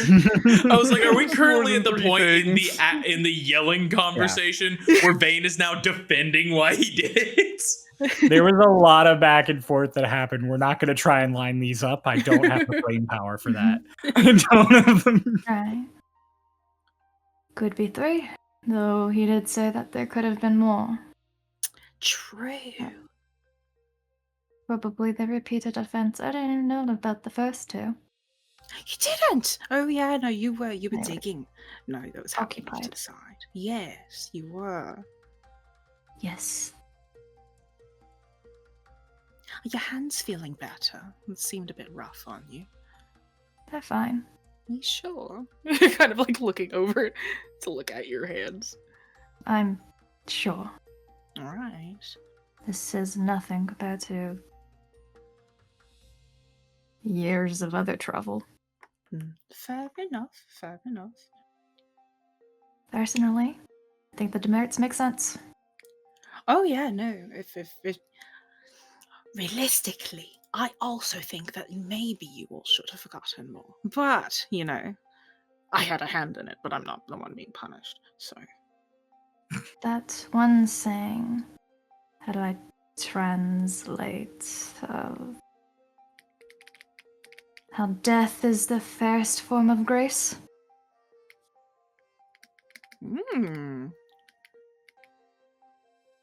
Think about it this way. For people who are good-hearted, it keeps their purity intact. And then for criminals, gives them a quick and clean end. Torture, on the other hand. Well, yeah, he's called torture for a reason. I'll say around now is probably the time that Bella gets real and is like, pulls the knife out of her cleavage. Oh, look at that! It feels like I'm talking about how Bella started a bar fight. Like Bella gets real and pulls the knife out of her cleavage. And you guys Bella's are had just enough like, of Celic and Vane. Yeah. Saying that happens now is just like, hey, it's like, well, so I guess Ethelon and Runava were not fucking paying attention at all. No. Bella was explaining her whole backstory. Well, They were having no, their I own mean, like, conversation. that all happens, and then, like, And then it gets that cut was off just when Bella says it. indicative. That was just indicative of that part of the conversation starts. It's not the moment you pull the knife out. Mm-hmm. And then we cut to proper present, where it's like, Edelon, what are you doing? I mean, Yeah, so Ethelon, what did you want to do? I mean, I would be alright with going in the bag of holding. 'Cause it wouldn't bother me. I don't think, anyway. Oh my god. We could do a test. Throw me in there at first, and then just pull me out right after. And then if I don't like Sure. it, then I will not. Get in. Like stretch the opening to the bag as far and wide as it'll go. Alright, see you in a bit. She steps in. Really skinny, so it's really easy to just step, and you step in, and it opens up wide enough for you, and you're just like, Oh, I thought we were gonna have to like break her down and just like arm. you can open up the top of a bag of holding like 3 feet. Yeah. So Oh yeah, that's she fair. literally just stands in it and just. And I like close it and I like put the whole satchel like on top, like close it like how we would be traveling, like I'll do like a lap around, like walk in, like I don't know if she gets shook around in there while we're doing. Oh, okay, all right. And now, I don't think she can leave on her own. I go and try and pull out Ethelon, like pull her up by her shoulders. You're like Etalon, and you grab an Etalon. You just boom, and your arm just comes off as Bella just pulls it out. Just boom. For creatures inside bags of holding, they can choose to exit, so you can just like. Whoop. Bella, you killed Lonnie. Edelon crawls out after. Oh, my arm! And kind of like gets out There of the you go. bush. Sorry about that. She's alive. Puts it back on. We What got was the a experience inside? pocket full of that? sunshine. It is quiet and dimly lit. You can't hear anything. It's decently warm. Like it's like a nice it's like a nice temperature. Like it's not like bad. It's not There's it's not like 4 you're in there and fishing it's rods. dark and cold and eerie. Like it's just like it's quiet. Yeah. It's like you ever make like yourself a tent with your blanket, you just chill under there. Yeah. It's like that combined with a sensory deprivation chamber. Like Oh, that's the lighting and the temperature, but then you feel like you're just floating in nothing. I think that would We're- fix me. I think that would fix me, to be honest. Were the Couple hours fishing in the bag rods of in there? holding- I think a couple hours in the bag of holding would fix me. You don't see any of the other stuff that's in there because everything is stored in like a pocket dimension, but it's not all like shoved together. So you are just floating alone in this little enclosed space. Oh, it's fascinating in there. I mean, it's not that bad. I expected it to be colder. Sort of feels like I'm being wrapped in a blanket. Or I can't hear anything. And you got your coat. Yes. I've got 2 layers. Kind of like pulls the coat. All right, well, you fine with that? Oh yeah, for sure. I will Great. say, And based on how you feel, it might be very boring in there. You might want to ask for something to read. I Hmm. was gonna say, Do you have a book or something? It might be a bit boring in there. I got you cards. can have this, and I reach in and I hand her the knit bee plush. Oh, Just several hours of Plush and a deck of cards. Do you want a few cigarettes? I can't smoke, darling.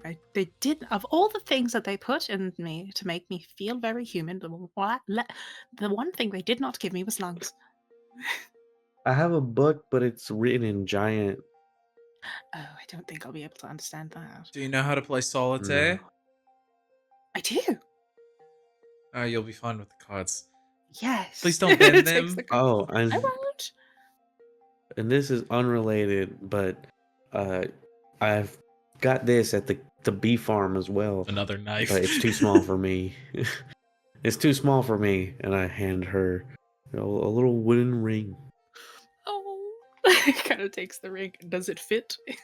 Is It it too does. large or too small? Oh, it fits lovely. It's cursed. It's like the first finger you try it on is a little big, and then you move it to another finger and it fits, and you're like, aha! There we go. Oh, I mean, I have a ring on right now. There we go. Oh, Great, lovely. you have a wooden ring from Milo's farm. Oh, was the bee also from there? Mm-hmm. Oh, lovely. This is wonderful. Guys, I did a stupid. Oh, I had 2 blocks of incense because I started with 1. Great. Nice. So I just realized that. well, that'll be very useful for the future. It'll save you 10 gold. Etalon, you squeezing the bee and holding the cards as they just set the bag up again, and you just step in again and just like hee hee. Like, Oh yeah, wait, Selig, didn't you tell me to hold on to this for you? The fucking incense. Oh, there it is. I forgot about that. Oh no, yeah, sorry about that. I also forgot. Oh yeah, completely. He just like takes it and just like smokes the whole thing in 6 seconds. Jesus. Oh,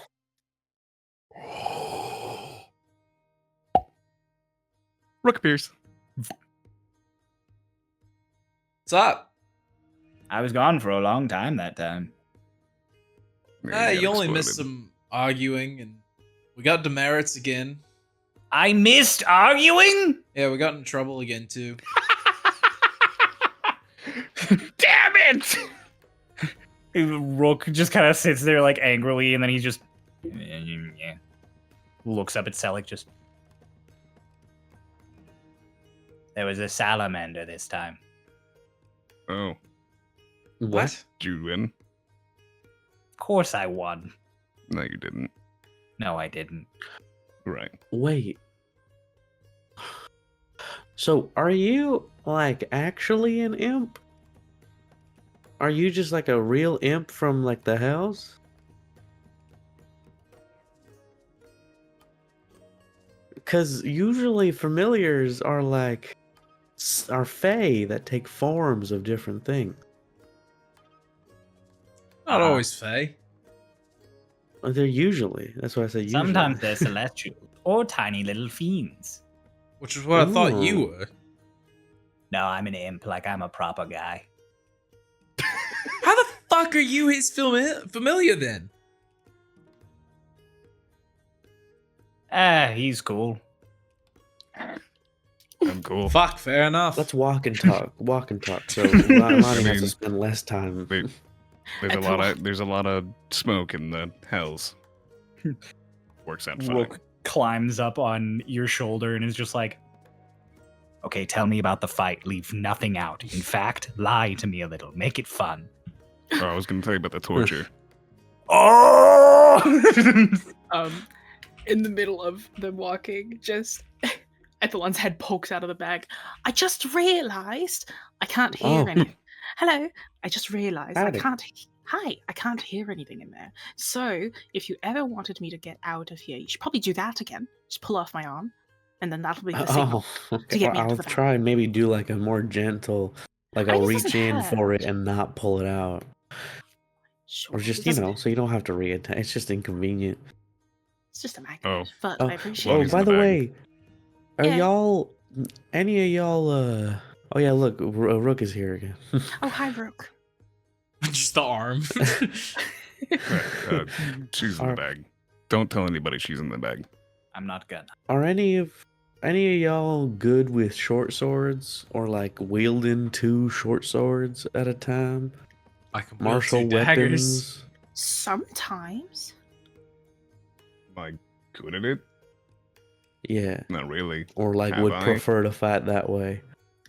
Oh no. I'm going to sell the short sword that I found. So, probably Okay. not. Why? Ritz goes, I am. Don't give him the swords. Don't give him the You sword. could teach me to use one. I was gonna say, so because I got these 2 swords off of that guy, Dane, and they're magic, and they're pretty, like, intense magic. Like what? Well, I had Willie identify them for me. They come as a pair. You gotta like keep You them have to both have on both?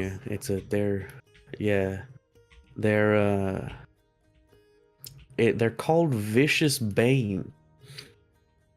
Dane had And, the vicious bane. Yeah, and he fought Vane. Clearly, they should go to Vane. But you can't. You're not good. Anyway, so they're Can't use them yet. short swords. And basically, above the table, when this pair of short swords strikes a target, they must make a DC 12 con save, or take an additional 2d6 poison damage, or half as much on a save. If you strike again with one of these weapons before the start of your next turn, so like if you hit twice on a turn or hit with an opportunity attack, they must make a con save or become petrified for 1d4 turns upon a failure. They're apparently infused with the blessing of a basilisk. And they have a property. They have a property called the Gaze, like Gaze. Gaze? I was waiting for it.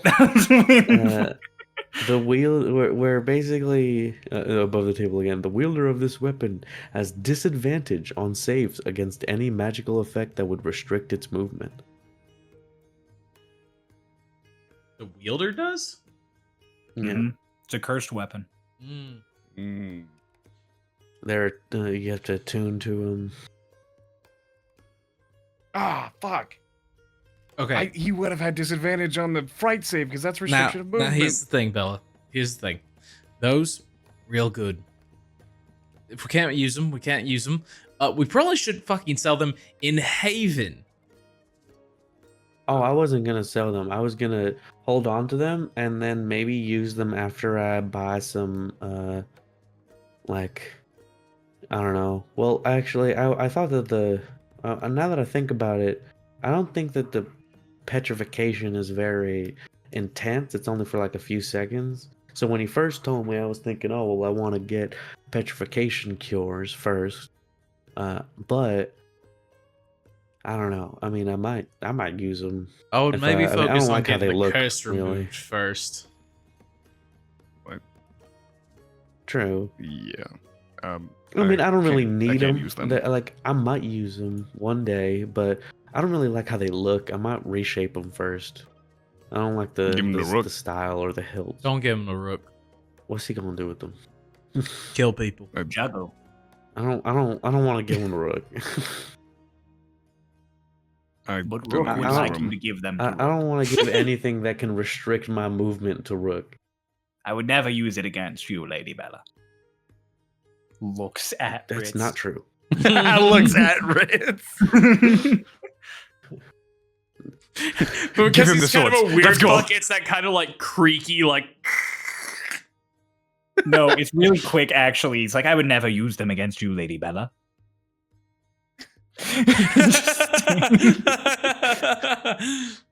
What are you looking at? Regardless, I'll keep those here in the bag of holding, and then also more than even just use. I feel like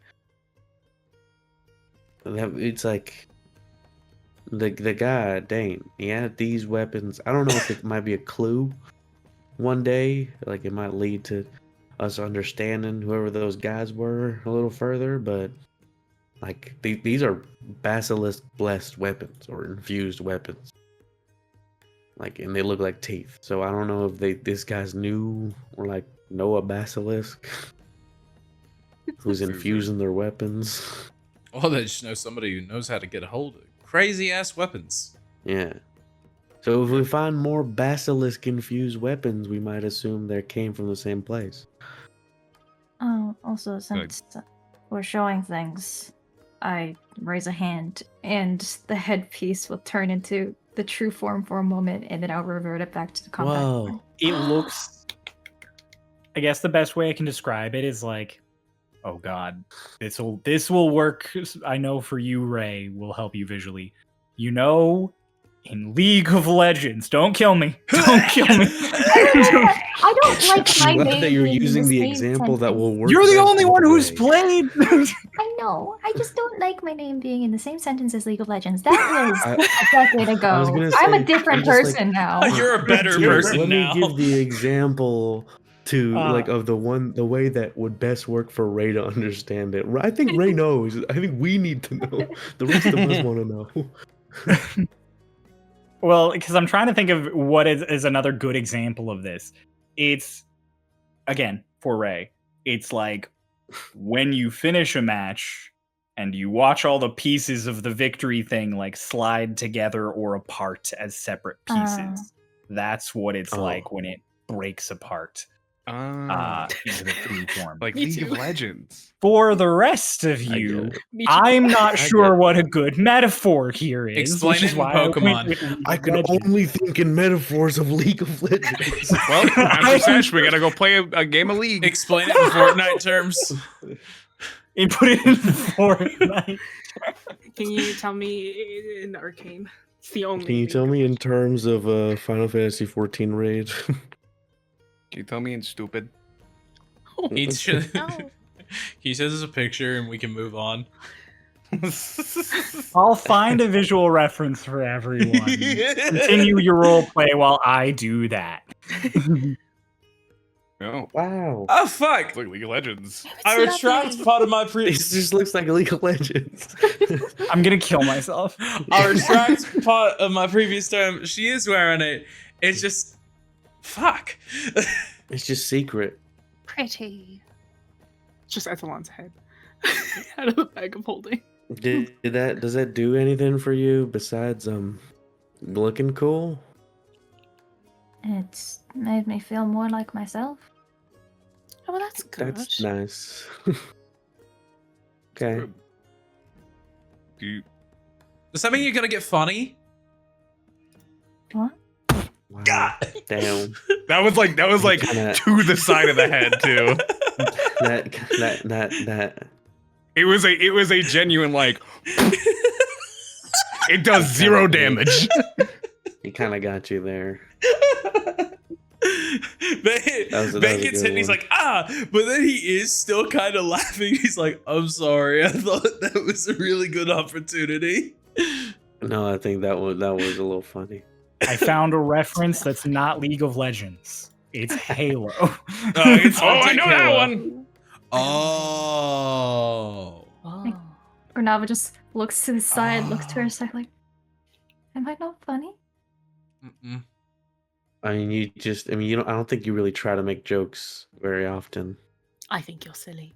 So I don't really know if you're funny or not. You speak like a textbook. I really don't. I mean, like you don't One really handout joke pass. around. I You think you you're never give in. You never add on to. You never yes and. As Come you guys on. are having this, like, Renava, haven't you ever not taken an improv course? No, I it have doesn't not. immediately mean you're not funny, but if you never tell any jokes, we're not gonna think you're funny. I think We you're have funny, no probably reason to for a think different you are. reason. I don't think Oh. you need to tell jokes. to I be don't think funny. that's helping, Lonnie. I think you're Yeah, all I'll Just funny. in there. No, I'm just kidding. No, I'm I think just you're very kidding. nice. Ritz doesn't Yeah, tell you- jokes, and I think he's hilarious. No, I think Ritz tries. Well, no, I don't think. Ritz I is think the funny. thing is that Ritz never tries. Ritz never tries to tell jokes, but he is silly. really funny. I think Ritz is hilarious. I'm a master of comedy. I feel like No. my ego has been bruised in a new way today. Oh, sorry. Like, Vane has a moment where he, like, kind of goes over, like, pats his shoulder. He's like, I didn't think you'd take it so Rook, Have you been personally. trying to Sting be him. funny? Don't you dare sting me. I will send you right Rook, back to wherever sting you him. came Wait, from. hold on. Renata, have you As- been trying to be funny? Get your No. response, Renava. No. No. As you guys are having this back and forth, Rook on Selig's shoulders, it's like Sting him, Rook. Rook is just like, there was torture. We have a head in a bag. Someone's arm was removed. I have my And body. emotions are being hurt. I'm glad to be back. And that is where we're going to end the session for the day. Roll a hit! Awesome. Roll a hit, Rook! It misses. Okay, good. Because if you had hit, I would have sent him back to the hells. Oh, God. You would have needed to buy that incense. Yep. Thank you all got a so cameo much for free. for enjoying the session. I really didn't want to cut that bit off at the end because it was getting really funny, but also it's getting late. So we'll come back to Runava being funny or not next time. Hey, I reestablishing know the this. answer. None of us are mad at each other. This is on the table. Characters Oh. get upset. Okay? Cool. Oh, I'm mad at none Noah. of us are mad at each other over anything that I'm mad happened. at in Pulse the for session. not being here. I'm mad at Noah. That's fine. Oh my god. I watched everything happen. I'm just it's pretty awesome. It's just so interesting. Thank you all so much for listening or watching and enjoying. Bye. Check out the description below. Don't cut me off. No, it's okay. We're done. Goodbye. Bye bye.